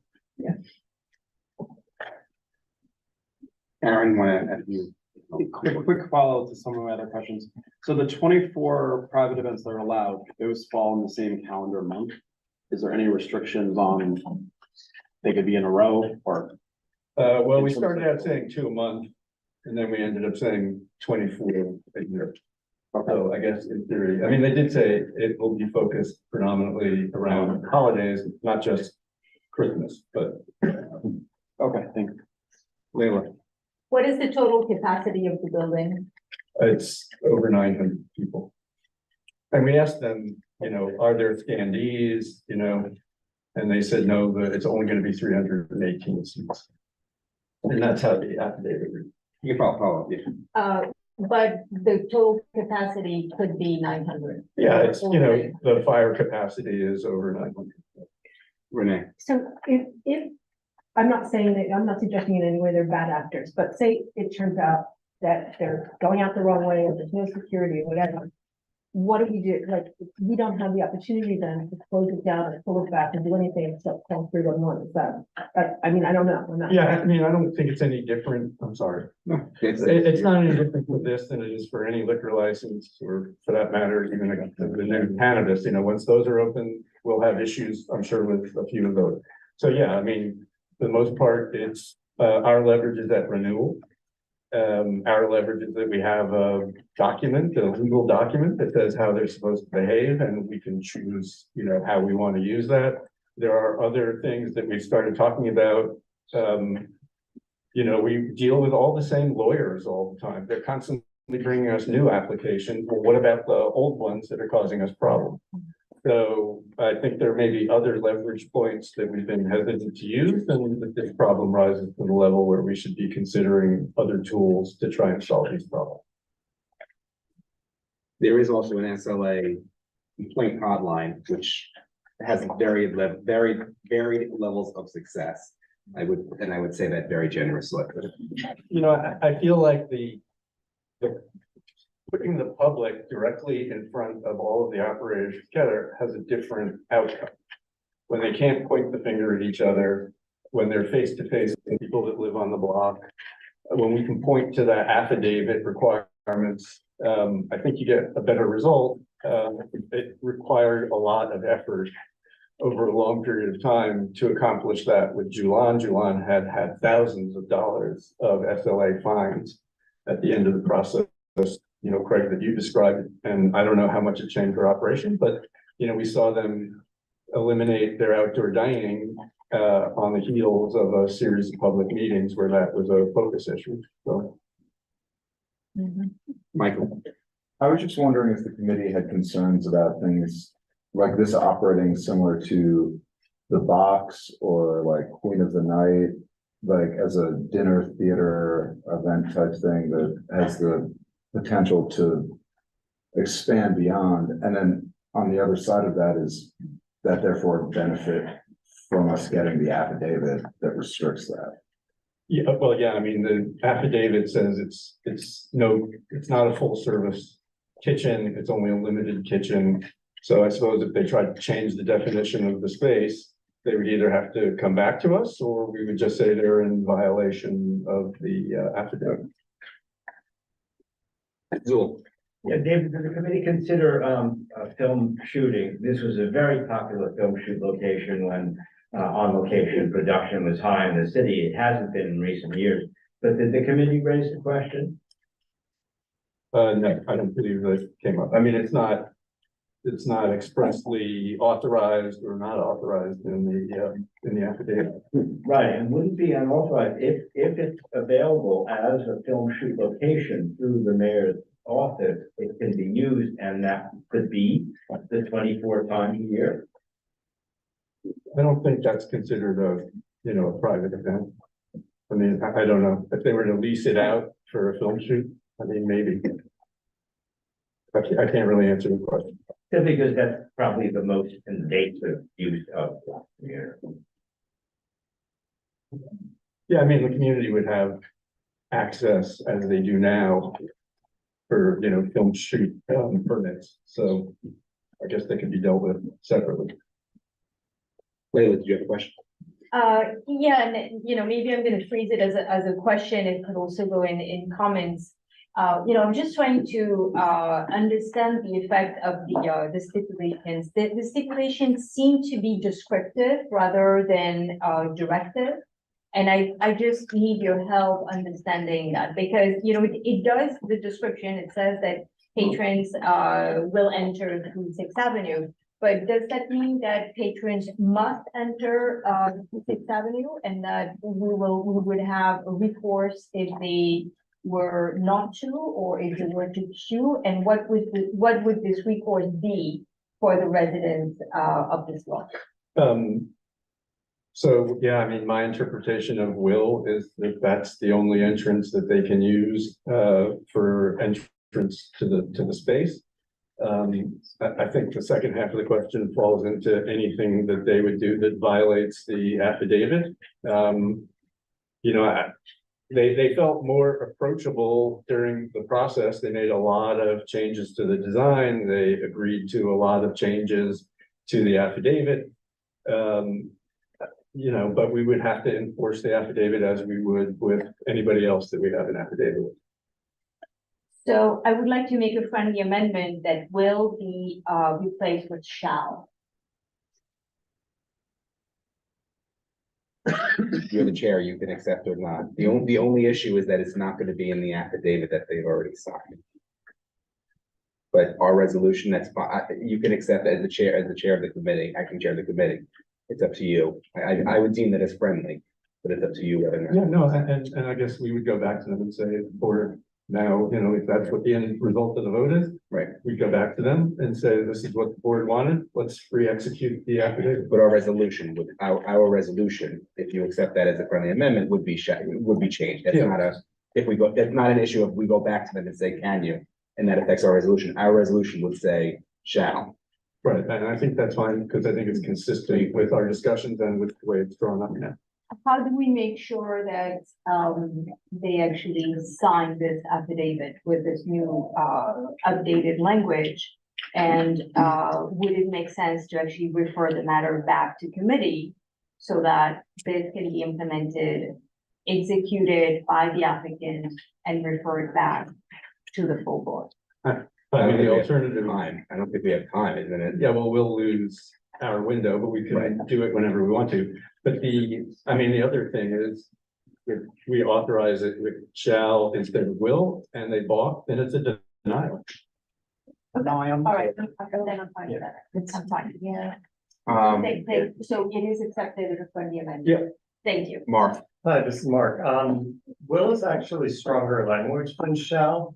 And then also, if you want to make sure. Sorry, we're still in questions. If you want to comment. Oh, actually, you know what? Go ahead. Oh. And if you want to it should make the question, that's fine. If you want to make sure that that's the exclusive entrance, then why don't you say will only use that? Instead of just say will, because will could, like, they will use that, but it doesn't necessarily exclude them from using an alternative entrance. So you want to make that as a friendly amendment? Revise your friendly Well, I amendment? so it reads now, use only Sixth Avenue entrances for patron ingress and egress. That's fine. So only is already in there. It says designate. Okay. And actually, I'm sorry, you know, it actually says, whereas applicant has agreed that applicant shall, and then item 5, use only Sixth Avenue entrances for patron ingress and egress. And so I kind of feel like. Okay. And line 137 says applicant has designated already Sixth fixed that Avenue comment. entrance for its patron egress and entrance. Okay. Yeah, I think we're okay. Are there any other questions? Let's go into comments. Todd. Okay, so this is a really tough one in terms of strategy and how we approach it. So it's really, having done a number of due diligences, even including some of these bad operators in 20th Street, which I know well. My business is right down the block from there. The problem is with the block as a whole. Those other operators are loud and have gotten renewals in spite of all of the issues and problems of the neighborhood. So it's, when we considered it in committee, it was a tough call for me to go along with this. But then I thought about the history, and Nick, I'm sure, I would guess if Nick was here, he would emphasize this, which is that our credibility with the SLA is predicated on our being even-handed and trying to give reputable operators a good chance, as long as they cooperate and they agree to stipulations when issues come up with the community, as was the case here. I can say, based on my experience, that this stipulation is among the more stricter that I've seen. But if we were to vote this down, right, it would go against the prior habits and methods that our committee used, because when I think about it, my judgment is that this is a legitimate operator. And given the big picture, which is that a lot of the Flatiron District in Chelsea, and again, I'm speaking from the knowledge, I run my business here and I know all of the night spots. There's a lot of open storefronts. It will be a benefit if it works. If it doesn't, they'll be out of business in a couple of years. However, if we do this, right, we must take the long view. And when these other operators come up for their renewal licenses, the credibility that we have by giving this one a fair shot with the resolution, we have to remember that we have to apply the greatest scrutiny to these other places and use our credibility there to either deny them, right, or have them agree to these kind of stipulations. And the one thing that bugged me when I did some of the other renewal applications on this block is a lot of them were grandfathered in with later closing times, right? And, you know, the reality is, once you get the liquor license, it's difficult for it to be turned down entirely. So if we treat this one fairly and do absolutely the best we can, as we have done, in my opinion, with this stipulation, we must remember when these other bad actors come up for renewals, that's where we really have to, you know, use our capital and, you know, and compel them to be consistent, because all of the new applications in the RLA area don't have those late operating hours. And these guys, a lot of those bars, as we've heard, they're not a good fit for the neighborhood now that we have the mixed residential there. So I simply say that because these things are gonna come up before our committee. Thank you. Any other comments? Sorry, Mary. Yeah, I just want to say, I'm so grateful for the committee. It's really hard, tough work. I just feel like we have a logistical problem here. I'm sure everyone sitting around the table and everybody watching remotely has been to Broadway Theater recently. They have multiple ingresses and there's always lines. There's always queuing. So the idea that there won't be any queuing with these two tiny church doors is just a non-starter for me. I feel like we're here to try to represent the community. We're the community board, and the community is unanimously, it would appear, against this. So unfortunately, I'm going to be voting no. Can I respond? Sure, absolutely.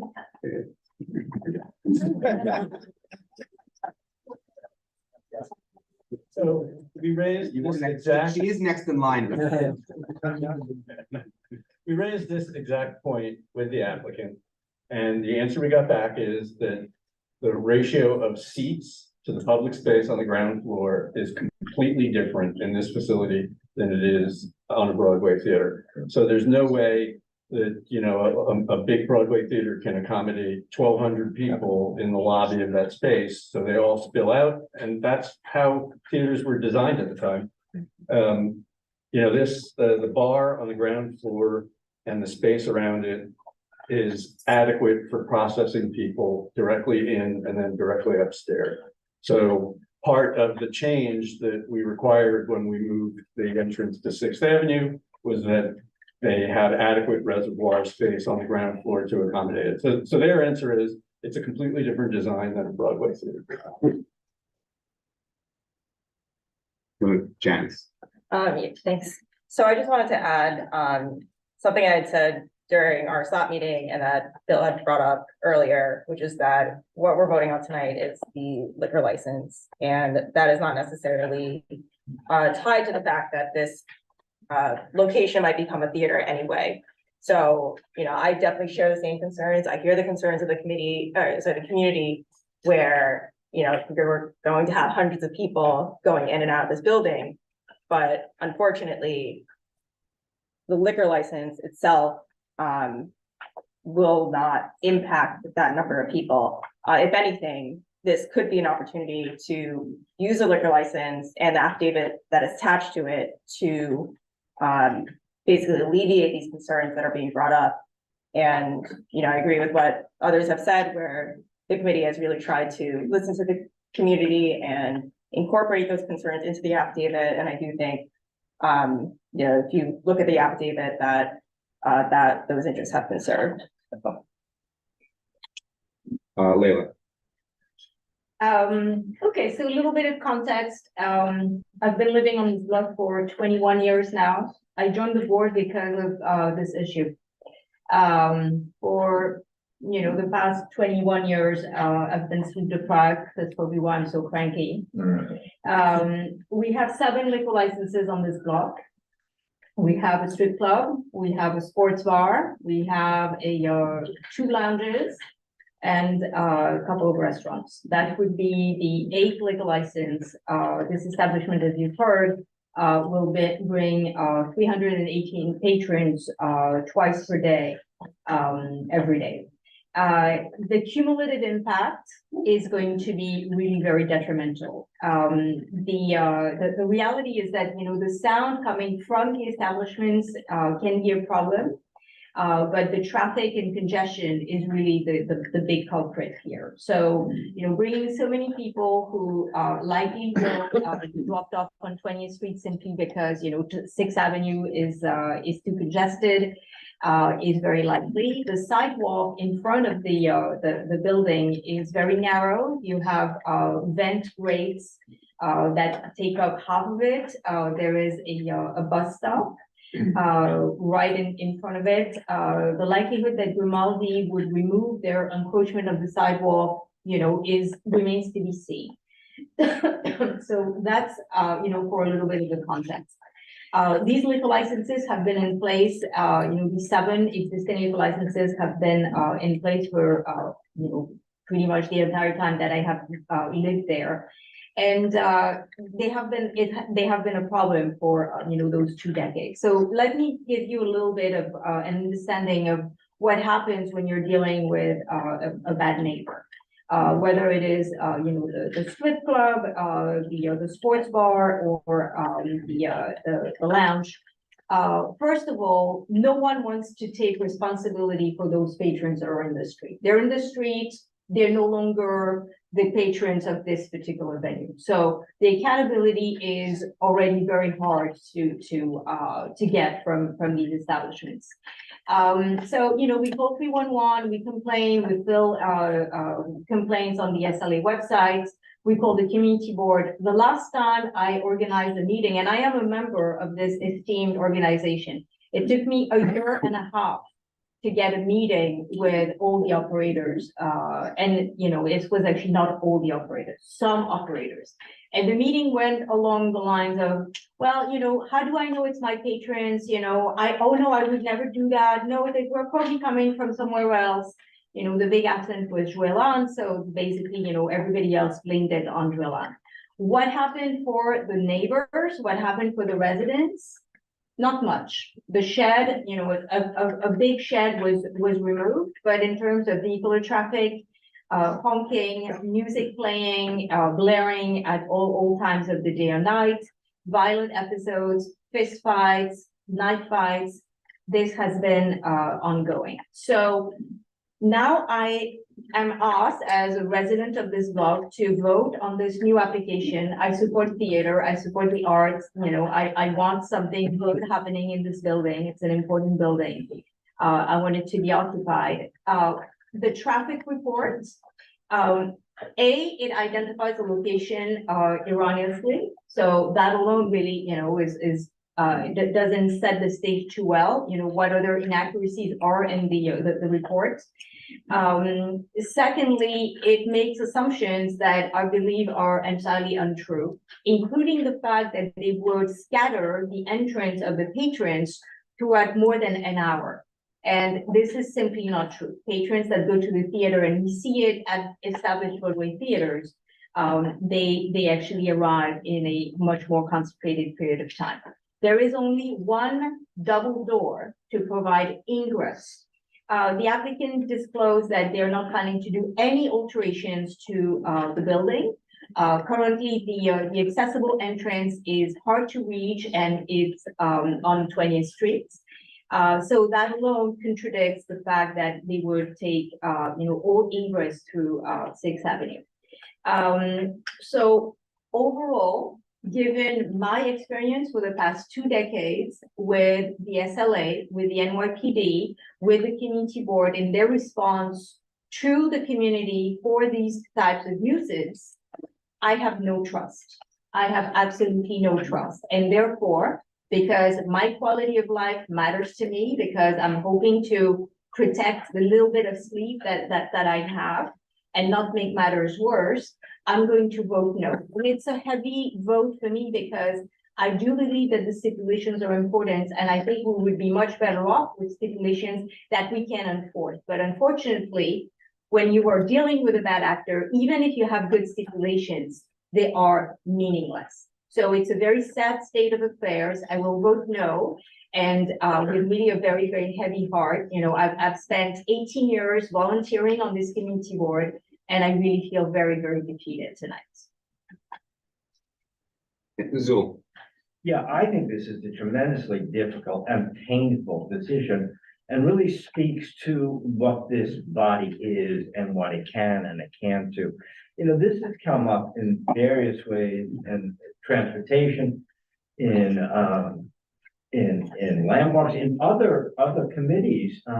What is appropriate for a particular neighborhood? In transportation, we keep seeing these bus stop applications. We want to send everybody to the Port Authority. This is a legitimate theater, but this is really not the neighborhood. Perhaps they could be Times Square off-board area that goes there. On the other hand, as Todd points out, what little political capital we have really speaks to when there are better operators as opposed to bad actors, as they know. So I think it's terribly painful. I think Layla's been abundantly clear, as has Mary, and as was Michael D'Angelo, who came from the public today. So this is a very, very difficult decision to make here. And again, we're a recommending body here. And I don't know who's hearing us, but I think it's always a good question to discern what little political capital do we have? When did we use it? When do we do a denial? And so I'm really, here and there again. I'm not going to abstain as I did in landmarks. I'm going to come to a decision, but this is really problematic and painful. Thank you, Charles, and then I'm going to close because we need to move on. So Charles, I'm going to let you make a I was going to say, I think I'm definitely gonna vote no. For me personally, my neighborhood, noise travels, and on a Friday night, Saturday night, I hear all sorts of, and this is without my hearing aids in. I can hear people screaming and hollering in the street, with bars that are not even close to me. So, I can imagine with this kind of venue, what these, what that particular community are going to hear. So I'm going to vote on that. So let's, go ahead. I mean, I think whatever the outcome is tonight, we have renewals in March and May next year for 2 out of 3 bad actors, and I think we should engage and see what we can accomplish. And at that point, maybe these guys are still around to talk to, I don't know. But regardless of the outcome, I still think the committee should engage with these other operators in this relatively short timeframe and see what we can accomplish for the community. Let's take it to a vote. Gordon, Yeah, excuse me, yes. Brosnahan is no. Chu, No. Dawson, No. Ellington, Yes. Ford, No. Gartland, Yes. Rashaw, Yes. Harris, Yes. Hirschberg, Yes. Hutton, Yes. K-Back, Yes. Khan, Yes. Kinsella, No. Lavangia, Yes. Lagisico, No. Mafia, Yes. Marks, No. McCall, Yes. Miller, Yes. Nazaro, Yes. Noti Victor, Yes. Nye, No. Rivas, Yes. Shapiro, Yes. Sigmund, Yes. Southworth, Yes. Takahashi Real, Yes. Webb, Yes. Young, Yes. Zolkowitz, No. motion passes. I think it, yeah, okay, thank you. Thank you, David. Right, the debut performance. That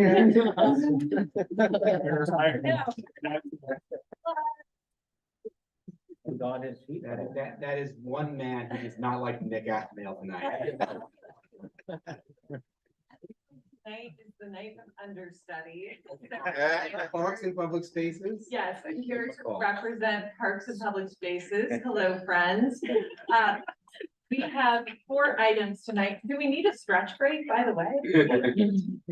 4 items tonight. I'd like to deem them read, Yes. and I would like to bundle them. Okay. Great. So we do have a robust agenda for parks as well. As a reminder, our parks rely on fundraising through events in order to sustain their diverse programs and maintenance needs. Hence why there's a flurry of activity as we approach year-end budget. So thanks for being with us. So first up, we have the Ulta Beauty Globe, very clever, a resolution. It was an application from Jack Morton Worldwide. On behalf of Ulta Beauty, it was a holiday promotional event in Herald Square Park. It was already held on November 4th, as you'll note. The date and time, it was from 9 to 8. It was to boost holiday season traffic for a nearby beauty store. The setup and breakdown were during minimally invasive times. The expected footfall was pretty minimal as well, 70 to 100 people. Non-disruptive to normal park use. It was a central footprint, pretty limited. The signage was, again, minimal and limited, no amplified sound, low impact, great personnel and security, very comprehensive planning, including sanitation and queue management. Overall, the committee recommended approval, but did make a note on future notice periods. As mentioned, this event already passed, and we continue to request from the Parks Department to extend the minimum notice required of event applications to 45 days to ensure that they can all get a proper public hearing. So there was unanimous approval. It was 16-000, and that was that resolution. Herald Square Park. Are there any conflicts? Any questions? Any comments? Rizzo. I mean, I get it so easy up here. I'm sorry, David. The next reso is a BMW activation in Bryant Park. This is still upcoming. Application from BMW XM, Catch M if you can. Again, very clever. Experiential tour event in Bryant Park using the Northwest Rink Corner on November 17th and 18th from 9 to 6 p.m. It's to promote this new electric SUV with this kind of cool experiential installation. Octagon, who is very recognized for these types of activations, is the creative partner. It will feature an actual BMW vehicle, but there'll be no amplified sound. It won't be turned on. Get this, the actual interactive element piece is that qualifying buyers will then speak with a product specialist who will whisper details of offsite test drive opportunities for them, hence the name, the Whisper Event Tour. So very kind of clever activation. It's free of charge, minimal branding, no loss of public seating. We had nearly unanimous approval, 15-0, 1 abstention, 0. Okay, are there any conflicts? Any questions? Any comments? Okay, next president, please.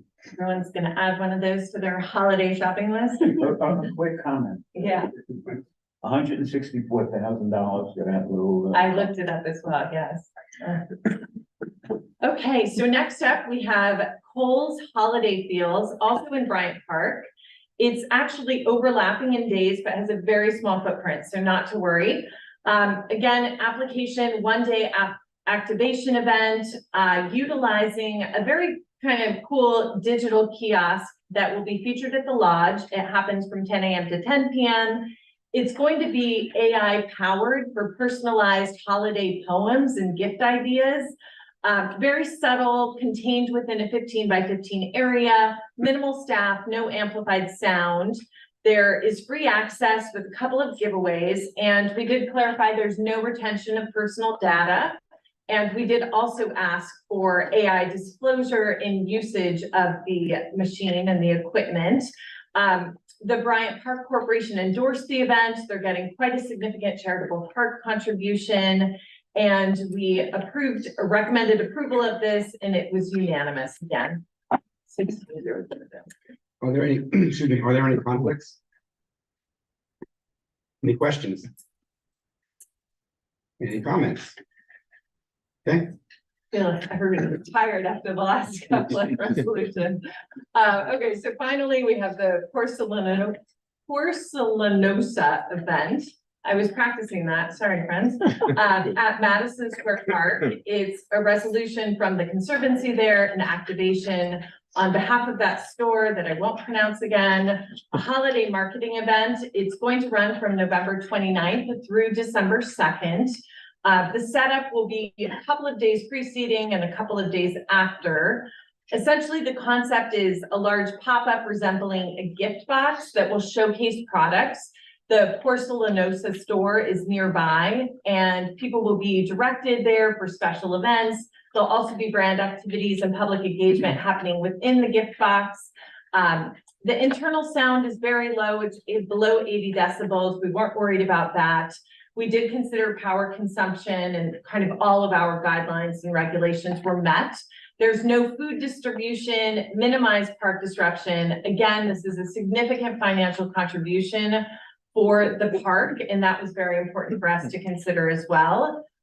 Really aligned with other things that we've approved at Madison Square Park. So there was unanimous approval on this as well. Are there any conflicts?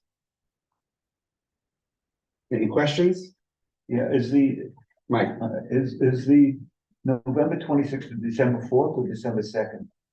I thought it was It's written December December 4th, but you said. 2nd. So the 4th is the loadout date. Sorry about that. any comments? Was that a question or comment? Go ahead.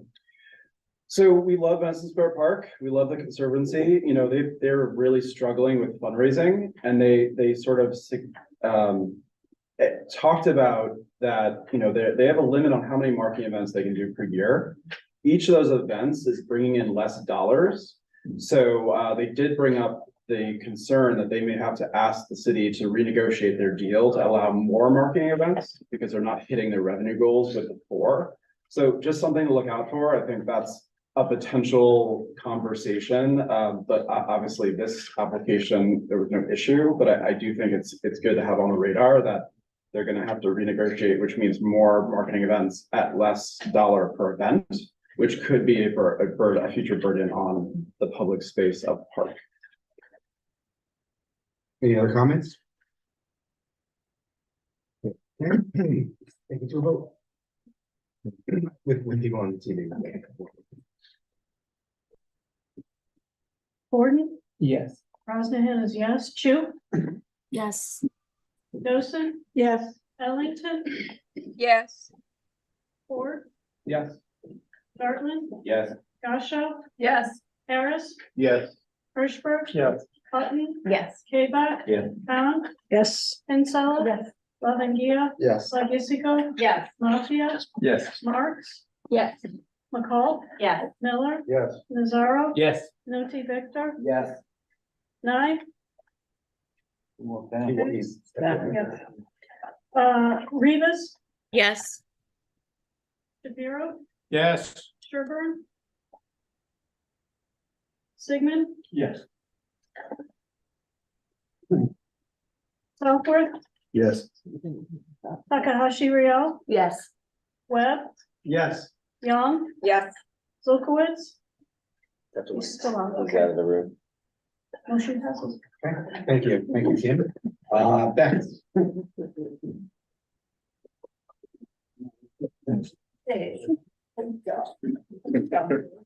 Hi, so we next have one item, the adoption of the district need statement and budget request. May I deem them read and bundle them? Yeah. One. This month, the DEX committee put together its annual budget request and the district needs statement. And what this does is it identifies the funding priorities and helps inform the city as they make decisions regarding infrastructure planning and efficient delivery of services to communities citywide. Just a quick note about the process for people who are maybe unfamiliar. There's no one way to put this all together. So what we do at VEX is we split people in the committee into teams, and they undertake outreach to stakeholders and community members. Marissa said she went through hours of borough consultation. The agency outlined their needs. We looked to what our boards have done in their resolutions, and what the task force have done, and what positions we've taken. OMB had a survey, and we looked at complaints online, and we asked all of you to give us your thoughts, your comments and suggestions. And then what we needed to do with all of that is what you see in front of you. The way it works is that we are required to identify our top 3 pressing needs in the district. There's sort of a drop-down menu of those needs. And then we have to identify the number 1 need by policy area. We're provided with those options too. So after that, we sort of dovetail with the expense and the capital expenses request. This year, we were told it didn't matter in terms of overall rankings, how we make our requests, like capital 1, 2, 3, 4 and expense 1, 2, 3, 4, but rather we needed to rank them by agency. The agency will see these requests and see the ranking. But for the purpose of our website, we do have to put them in order.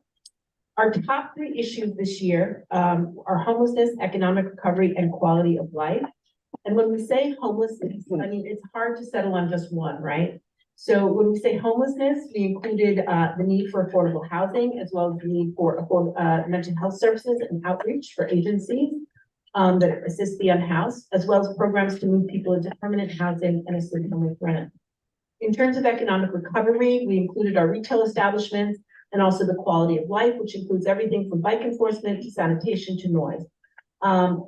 You'll see at the beginning, there's a narrative about the district and what's been happening, and then the needs.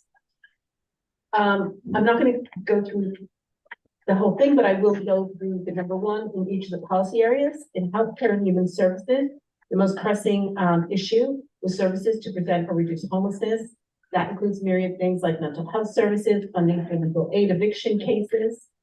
In youth education and welfare, we thought the summer youth program and ensuring that funding for that program was very important. There's other needs like after school programming, we recognize that. In public safety and emergency services, we chose crime prevention as our number 1 issue with an emphasis on our retail establishments. I guess, you know, we heard about the task force tonight. It's an important thing, but we also know that 311 for noise is an issue. And we've asked for funding for more inspectors to address noise as well. In core infrastructure and city services and resilience, we looked at sanitation issues, which is cleanliness and collections, rats. But we also noted our concern regarding resilience and weather events. In the housing, economic development and land use section, affordable housing creation was by far our most important issue. And we've requested various investigations into things like community land trusts, as well as programs to ensure there's no displacement of long-term residents. In transportation and mobility, our biggest need is for enforcement of New York City traffic laws for micro-mobility vehicles, including bikes, e-bikes, mopeds, scooters, and motorcycles. And finally, in the area of parks and culture, we found that additional green space is important. We know that our parks are conservancies for the most part, but we're interested in planting of trees and the preservation of the tree canopy, as well as a request to fund some of the drainage and resiliency plans. So after that, the actual budget request. If you're calling from Zoom, if you're not speaking, can you please mute yourself? Thank you. The budget requests are split into expense and capital. They're arranged by agency, so the agencies will see our rankings, you know, what our number one is, for example, for DCP or DOE. I'm not gonna go through every single one, I'm gonna deem them red. So that is are the budget requests, unless you'd like me to go through this one. Are there any conflicts? Are there any questions? Are there any comments? Here. I just wanted to start by stating my appreciation for the BEX committee and to the chair. Thank you, Renee. I must admit that regretfully, my comments came in very late due to primarily being language changes rather than substance and changes. But even so, Renee and the committee has been willing and able to work with me on making the language more precise. So thank you for that. I really do appreciate it. And so with that, I'd like to make 3 small language changes as friendly amendments to the district needs statement on page 31. The first one is on line 943. It's to update the wording, the enforcement of bicycle regulations to the enforcement of New York City traffic rules and regulations, just to be more comprehensive, that we're not talking about just bikes, but also e-bikes, mopeds, scooters, and more. Yes, I think that's great. Thank you. Perfect. And then on line 949, updating cyclists, whether on bike, e-bike, or scooter, cannot be to riders, whether on a bike, e-bike, scooter, moped, or motorcycle, again, just to make it more comprehensive and not limit it to just bikes and e-bikes, but also scooters and mopeds and motorcycles. Absolutely, happy to take that friendly amendment. And then the last one is on line 950. It's to update CB5 encourages and requests increased funding for enforcement of local laws to CB5 encourages and requests increased enforcement of local laws.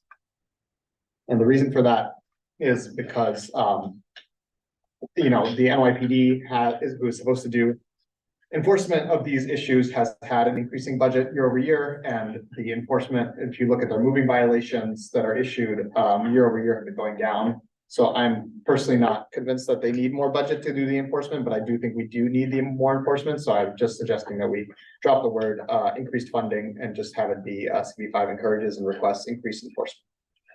So if you look on the budget request, we request from DOT some of the infrastructure around that. And I think there are some bills coming out that look at registration and what, I'm not quite sure where they're gonna fall in terms of that budget. So I would actually be inclined to keep that. Okay, that's fine. Thank you. And Samira, Renee, we will get this to Marisa. Yes. Quickly, a second, but quickly, because she has to submit this. Thank you. You got that, Marisa? They're more excited to get, just wanna make sure. Are there any other comments? Sorry, this is a question, if we can go back to questions. So there's what's on the website, and then there was a Excel spreadsheet that was sent separately. How are these two different? I'll let you. There was an Excel spreadsheet So just, so based on the open meetings law, we have to put our draft resolutions, make them available to the public a certain amount of time before the full board meeting. So, not everything was complete, and changes came in, you know, late today. So they're actually significantly different. Can I ask another clarification just on how to read it? So column I says order for input. Is that kind of our order of priority, or what is order? So we don't need, so this was late, I circulated this to the committee. We don't need to, my understanding is we don't need to rank them. So, okay, but we do for purposes of our, Marissa alerted me to this for our website, right? So if we put this in alphabetical order, it's going to look like, that on our expense that DCAS is our number one. And it's just because the way that we have to rank them is by agency. Mm. That's what matters to OMB, right?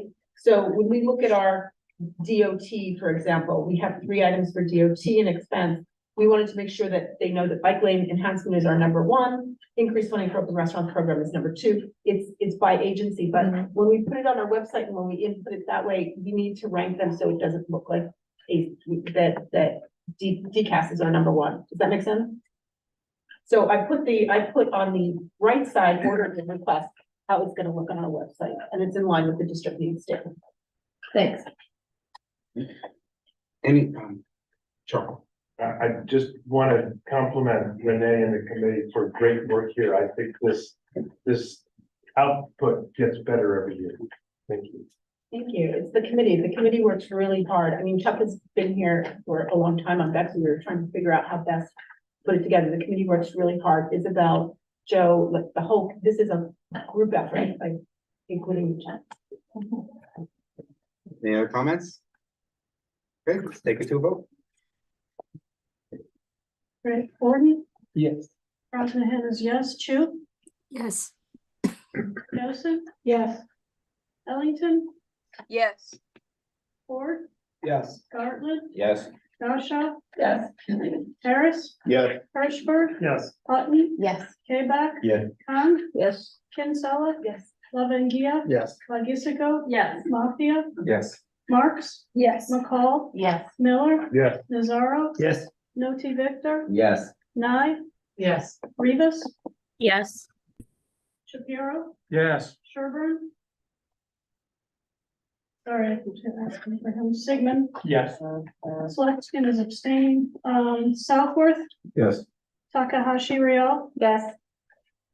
Young, Yes. Zolkowitz. Yes. Motion is- Thank you. Thank you, Renee. And T&E, Janice.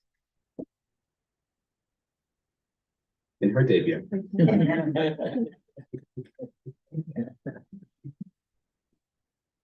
Okay, so T&E has 2 residents this month, and they're being read So Dean, and bundled. so bundle. Okay, so both residents this month are bus stop requests by sightseeing bus company operators. They also happen to be for the exact same location, the west side of 7th Avenue between West 50th Street and West 51st Street. As a reminder, the city DOT tells us they will not deny any applications they get for intercity or sightseeing bus stops due to interstate commerce law. So our committee makes sure to provide a public hearing for the location that DOT is planning to issue to give the community the opportunity to provide any comment or feedback on that location. And we provide the community's feedback for DOT in our resolution so they can take into account and adjust the location if it's wildly inappropriate. So the first request is a stop for the operator USA Guided Tours. These reservation-only sightseeing trips would operate with 5 pickups every day between 8:30 a.m. and 10 a.m. with a frequency of 1 pickup every 15 minutes, and 5 daily drop-offs between 3 p.m. and 4:30 p.m. with a frequency of 1 drop-off every 15 minutes. The location is currently marked no standing, is already licensed to Gray Line New York Tours, and according to DOT can accommodate the addition of another operator. We held our hearing and there were no objections or negative comments about the location from anyone in the community.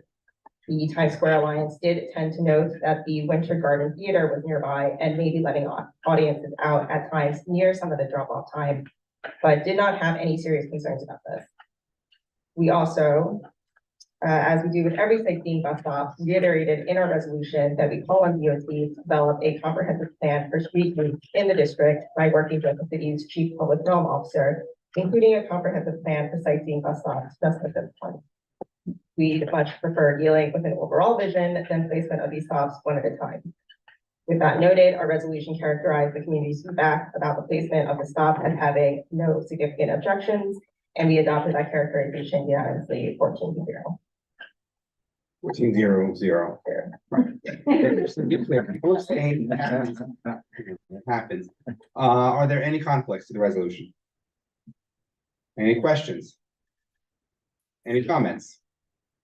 Okay, Comment. oh, I, Wildly inappropriate was one of the words so Loudly, can we please. deny? Let me just, I heard you correctly. It must be approved, any bus company can ask for a space and it must be approved, did I hear that? So DOT, as a result of interstate commerce law, they have to approve a bus stop. It doesn't need to be that particular bus stop, but they have to approve some bus stop for the operator. Unless it's wildly inappropriate. Well, That's- so I think, for example, in our past full board meeting, we had an application where there was a lot of community opposition. And that's something that we were able to characterize in our resolution, and I believe DOT actually took that. I think this corner, this particular stop on Seventh Avenue, when I first started being a tour guide, was tons of buses used to stop there. It was only one, the gray line. Any other comments? Okay. I'm sorry. Just quickly, just so we're clear on this, the one that we had tremendous community opposition to with Penn South, and that was a commuter bus. These are tour buses. Okay, any other comments? Next, Reza. So the second request is a stop for the operator Go New York Tours Inc., doing business as Top View Sightseeing. This is again the exact same location as the first reso. This hop on, hop off operator would have pickups and drop offs Monday through Sunday, 15 a.m. through 5:15 p.m. with a frequency of one trip every hour. Again, the location is currently marked on standing and is already licensed to Gray Line New York Tours. Once again, no objections were raised by the community about another stop at this specific location. So the Times Square Alliance again noted the proximity of the Winter Garden Theater, but said they had no serious concerns. We noted in our reso the proximity to the theater that DOT asked hop on, hop off operators to pick up and drop off efficiently, stopping for no more than 2 minutes. And we once again reiterated our call for comprehensive planning for these stops. And this characterization of no significant objection again passed the committee unanimously 14-0. Any conflicts to this resolution? Any questions? Any comments? Yeah. Quick one. Mike? There's no such thing as a 2-minute stop. It's very longer than. By the way. Any further comments? Right, let's take it to a vote. Ford, Yes. Osnahan is yes, Chu, Yes. Dawson? Yes. Ellington, Yes. Ford, Yes. Gartland, Yes. Gashaw. Yes. Aaron, Yes. Hirschberg. Yeah. Hutton, Yes. Quebec, Khan, Yes. Kinsella. Yes. Lavangia, Yes. Carlagisico. Yes. Mafia, Yes. Marks, Yes. McCall, Yes. Miller, Yes. Nazaro. Yes. Noti Victor, Yes. Nye, Yes. Rivas, Yes. Bureau, Yes. Sigmund, Yes. Southworth, Yes. Takahashi Real, Yes. Webb, sorry, he just did. Young Yes. and Zilkowitz, Yes. motion passes. Thank you. Then works. All right, so we had one application for landmarks. I would like the resolution to be read. So Dean? All right, so this is an application for a new building to be constructed at 10 West 17th Street, which is literally a block away from where we are right now. And this is in the Ladies Mouth Historic District. The site has been vacant for quite a while. And I believe 6 or 8 years ago, we actually, this community board, as well as the Landmarks Preservation Commission, reviewed an application for a new proposed building that we actually approved, and this new building was actually never built. The site was acquired by a different entity, and now they want to propose a new design for the site. So this application would entail the following. It would be let me get you to the substance. So the total height of the building would be 189 feet. 17 stories with a 30-foot rear yard. The facade would veer drastically from the architectural style of the Lady Smile Historic District with a undulated cast concrete material meant to advocate the garment and draped fabric as an homage to the Lady Smile Historic District. So the district takes its name from the use at the turn of the century, where it was a destination for ladies to actually go and shop for garments. And they would actually be able to go to the district alone because the district was safe and they could go and shop. This is where the department store was born, and there was a series of garment factories that could manufacture clothes and gloves and scarves and hats. So that's where the name comes from. So the design that is proposed, rather than being contextual with the architectural style, the architect wanted the building to be related to the use at the turn of the century. The applicant is also proposing, as you can see on the renderings that are in the resolution package, for the top portion of the building, rather than having the cornice that is the typical architectural expression of the top of the buildings in this district, to have a curved and undulated top portion that they call dormer, and they're actually calling it dormer because then they can apply the dormer exemption from the zoning resolution that allows them to build a slightly taller and bigger building. Overall, the committee felt that we don't have any objection about the height. The height is contextual and conforms with the zoning resolution. We do have objections about the lack of symmetry, the draping effect that is a strong veering from the architectural style of the Lady Smile District, and the use of a very heavy wooden door to enter the building, which is also not contextual with the rest of the district. Overall, the committee felt that this proposal was not contextual and not harmonious, and voted to deny, and the vote was 7-3-1-0. Thank you.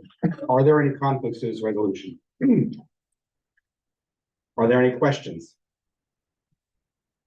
Are there any comments? Start off, Mike. Yeah, I struggled with this one during the meeting, and I'm gonna switch my vote. I'm gonna vote against I'm gonna vote against the committee's recommendation, because I just like the identification with the fabric and the arguments that were made by some of the committee against the majority, and I'm gonna switch over to that minority and vote against. Samir. So full disclosure, I did speak to one of the members, Peter Stamberg, who voted no on this resolution at the committee meeting, and it did influence my thoughts quite a bit. So just wanted to make that clear. But so I've been following LPC's decisions recently a lot more in Soho, not maybe here. And they have been asking for more exciting and bolder designs generally. And I think that this building strikes the perfect balance between paying homage to the district while also keeping contextual relevance. In my opinion, it is harmonious with the historic district and is bold yet appropriate. It's been shown by buildings like the Scholastic building, for example, that is quite, I would say, much bolder than this, and shows that the limits for contextual harmoniousness are quite broad, and it doesn't have to be a direct one-to-one with existing buildings in the area. Generally, I think that we should be pushing new buildings towards being more exciting and more bold instead of simply being copy paste outdated old designs. And when I was looking at the previous approval that we had in 2014, and that design was quite bland. And I would hate to have this be rejected and have something like that that is honestly just so copy paste and not interesting at all. And so I plan on voting no on this resolution. Any other comments? I saw some people. I abstained in committee and going to abstain again here. For two reasons, in part because I believe both sides have merit within the letter of the landmarks law. But in larger part because we failed to address the spirit of the law. As important as architectural harmoniousness and historical significance are, function is also key to the law. The Ladies Mile District was landmarked to a great extent for its importance as a retail area. In this application, we have zero retail, meaning no commerce, no employment, no foot traffic.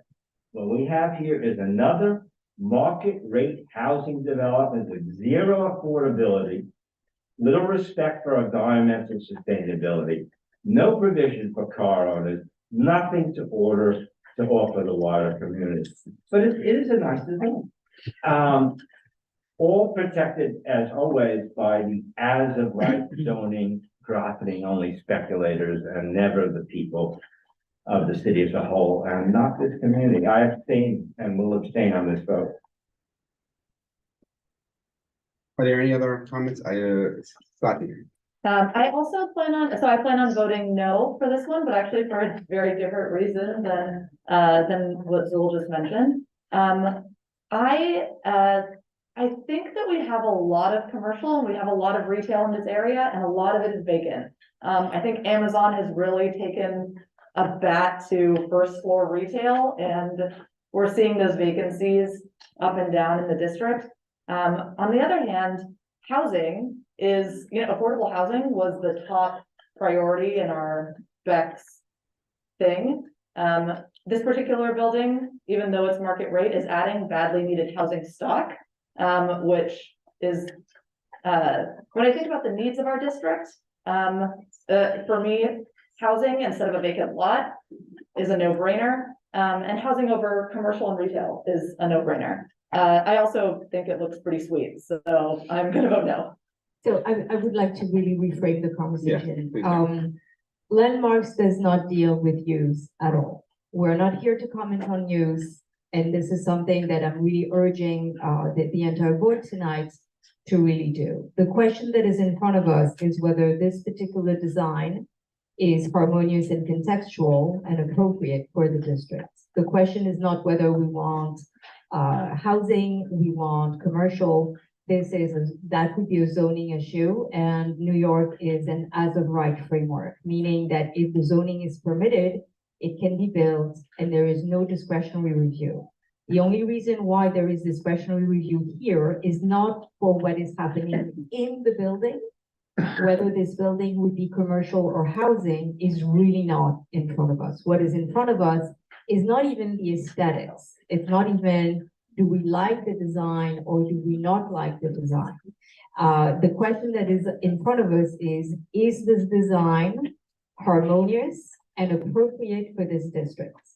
So when you look at an entire district, and this is what's going on here, the question once again is not, do we like Art Deco and we feel that it should be an Art Deco building, but is this particular design appropriate and contextual? So whether it is this design or another design, all the applicants who have been in front of us have intended to build residential. So, and once again, this is not part of the conversation. I'll touch very briefly on the notion of retail.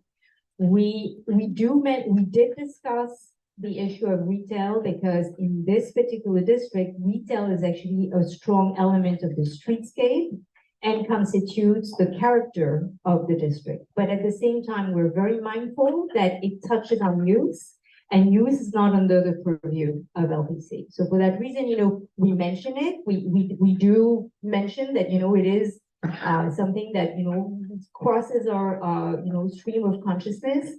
But at the same time, it cannot really be a rationale for commenting on this application. So I would really encourage everyone to really stick with the purview of what is in front of us. It is not about the aesthetics of the building, which is something that is entirely subjective. It is not about the use. It is not about the level of affordability or unaffordability that is in front of us. What is in front of us really is whether this particular design is appropriate, harmonious, and conceptual with the rest of the district. And the district is deemed, historic, and its characteristics are not with the use, but really with the architectural style of the district. And the district, the architecture, and we are at the the gate of it. So when we exit, I invite you to look at these buildings. Their articulation, whether it's small buildings or larger buildings, grand buildings on Fifth Avenue, or smaller buildings on the side streets, their articulation is very consistent. It is a straight wall. It is a base, a very strong base with a little cornice, a shaft, and then a crown that is usually a big, fat, chunky cornice that is very ornate, with a lot of ornament, but a lot of symmetry and a lot of vertical and horizontal lines, broken by arched windows. This is really what makes the language and the expression of this historic district. So I'm really urging everyone to stay with this so that we can really make relevant comments to the application. Thank you, Sheila. Thank you. Sorry, John, and then we'll go to Chuck. Yeah, I'd just like to share a little bit of the conversation. Sorry, a little louder, John. I would like to share a little bit about the conversation in the committee.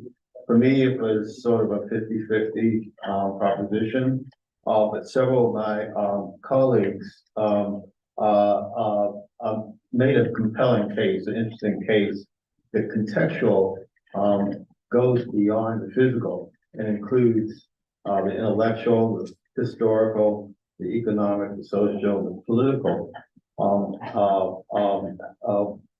aspects of a neighborhood too. And in that context, this building was presented as a bold but effective tribute to the late 19th century emergence of women as drivers of commerce, fashion, and beyond those things in the retail sector in New York and in the nation. So it's in that context and also yes, physically it's not symmetrical, but one could argue that this movement wasn't either. This is an atypical movement, a new movement. And I just think New York is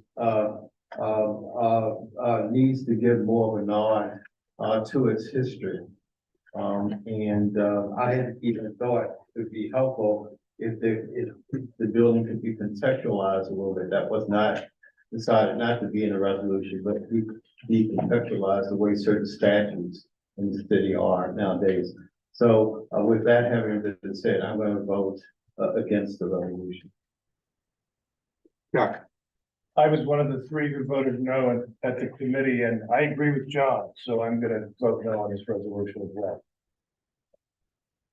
Let me just say, if we're focusing specifically on this line, I guess 1093, right, which is the judgment of appropriateness and harmony. My opinion is the building looks very appropriate and very harmonious, so I will also vote no. Todd, was your hand up? Yeah, I was just gonna say, I support Layla's explanation of the standards and judgment for this sort of thing. In my time in New York City, the fabric and big picture of a neighborhood is something that builds up over time and is easy to destroy at the death of 1,000 cuts. Putting a building that varies from in style and in size and in approach, the way this one seems to, I don't think is the right way to go. So I'm going to vote yes. Nancy, My concern is a precedent we're setting and that, if this is taken as something that we support, a design like this, we will begin to erode the strength that we have in our historic districts.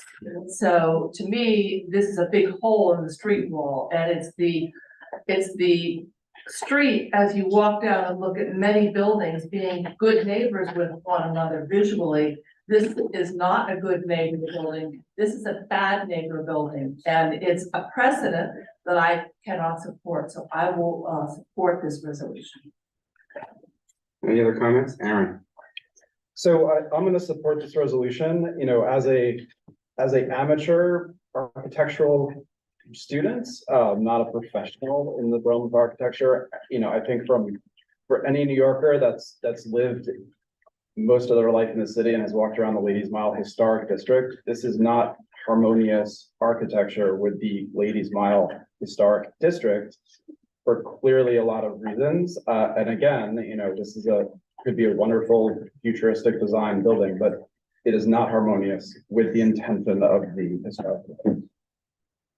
Any other Janice? Just really quickly, I agree with those who are going to vote to approve. I think if you know, as much as I appreciate the architect's intent to nod to the district and with the fold of fabric or whatever, if someone didn't say that walking by, I don't know if people would ever even notice that. So again, going with the idea of it not being harmonious, I would agree with that.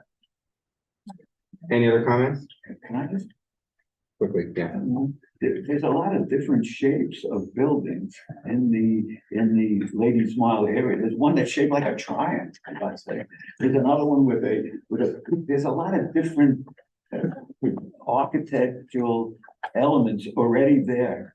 And this one, I like what John said about the contextual, putting into words that the fabric reflects the fabric flow reflect the previous usage of the area as a manufacturing apparel area. I think it is appropriate in that. Thank you. Any other comments? I'm just gonna make one friendly amendment, which should be minor on line 1095. We should take out the word landmark committee. It should be Community Board 5 recommends denial, you know, the landmark committee. Most And definitely. in 1096, S should be capitalized. Sorry. Yes. Sorry. Sorry. Put it out. Any other comments? Okay, let's take it to a vote. 40, No. Roslingham is yes. Chu, Yes. Dawson, Yes. Ellington, Yes. Ford, Yes. Gartland, No. Dashaw, Yes. Harris, No. Hirschberg, Yes. Hutton, Yes. Quebec, No. Khan, Yes. Kinsella, Yes. Lavangia, No. Lagisico, Yes. Mafia, Yes. Marks, Yes. McCall, Yes. Miller, No. Nazaro, No. No T Victor, No. Nye, Yes. Rivas, No. Shapiro, Yes. Sigmund, Yes. Slutskin, abstain. Southworth, No. Takahashi, Real, No. Young, Yes. Zolkowitz. I abstain. I have 18 to 11 to 1. 11-1, the motion passes. That's what I have. I'm assuming you have, hopefully you have something Yes, similar. no, just checking. Okay, thank you. We'll now go to the public. We have no attendees. Are there anybody for the public session? 2 minutes? No more attendance. You're right, somebody. That being said, first of all, I would like to take, yes, okay, so, okay, 2 minutes. You're on the timer. I just wanted to comment that, there is a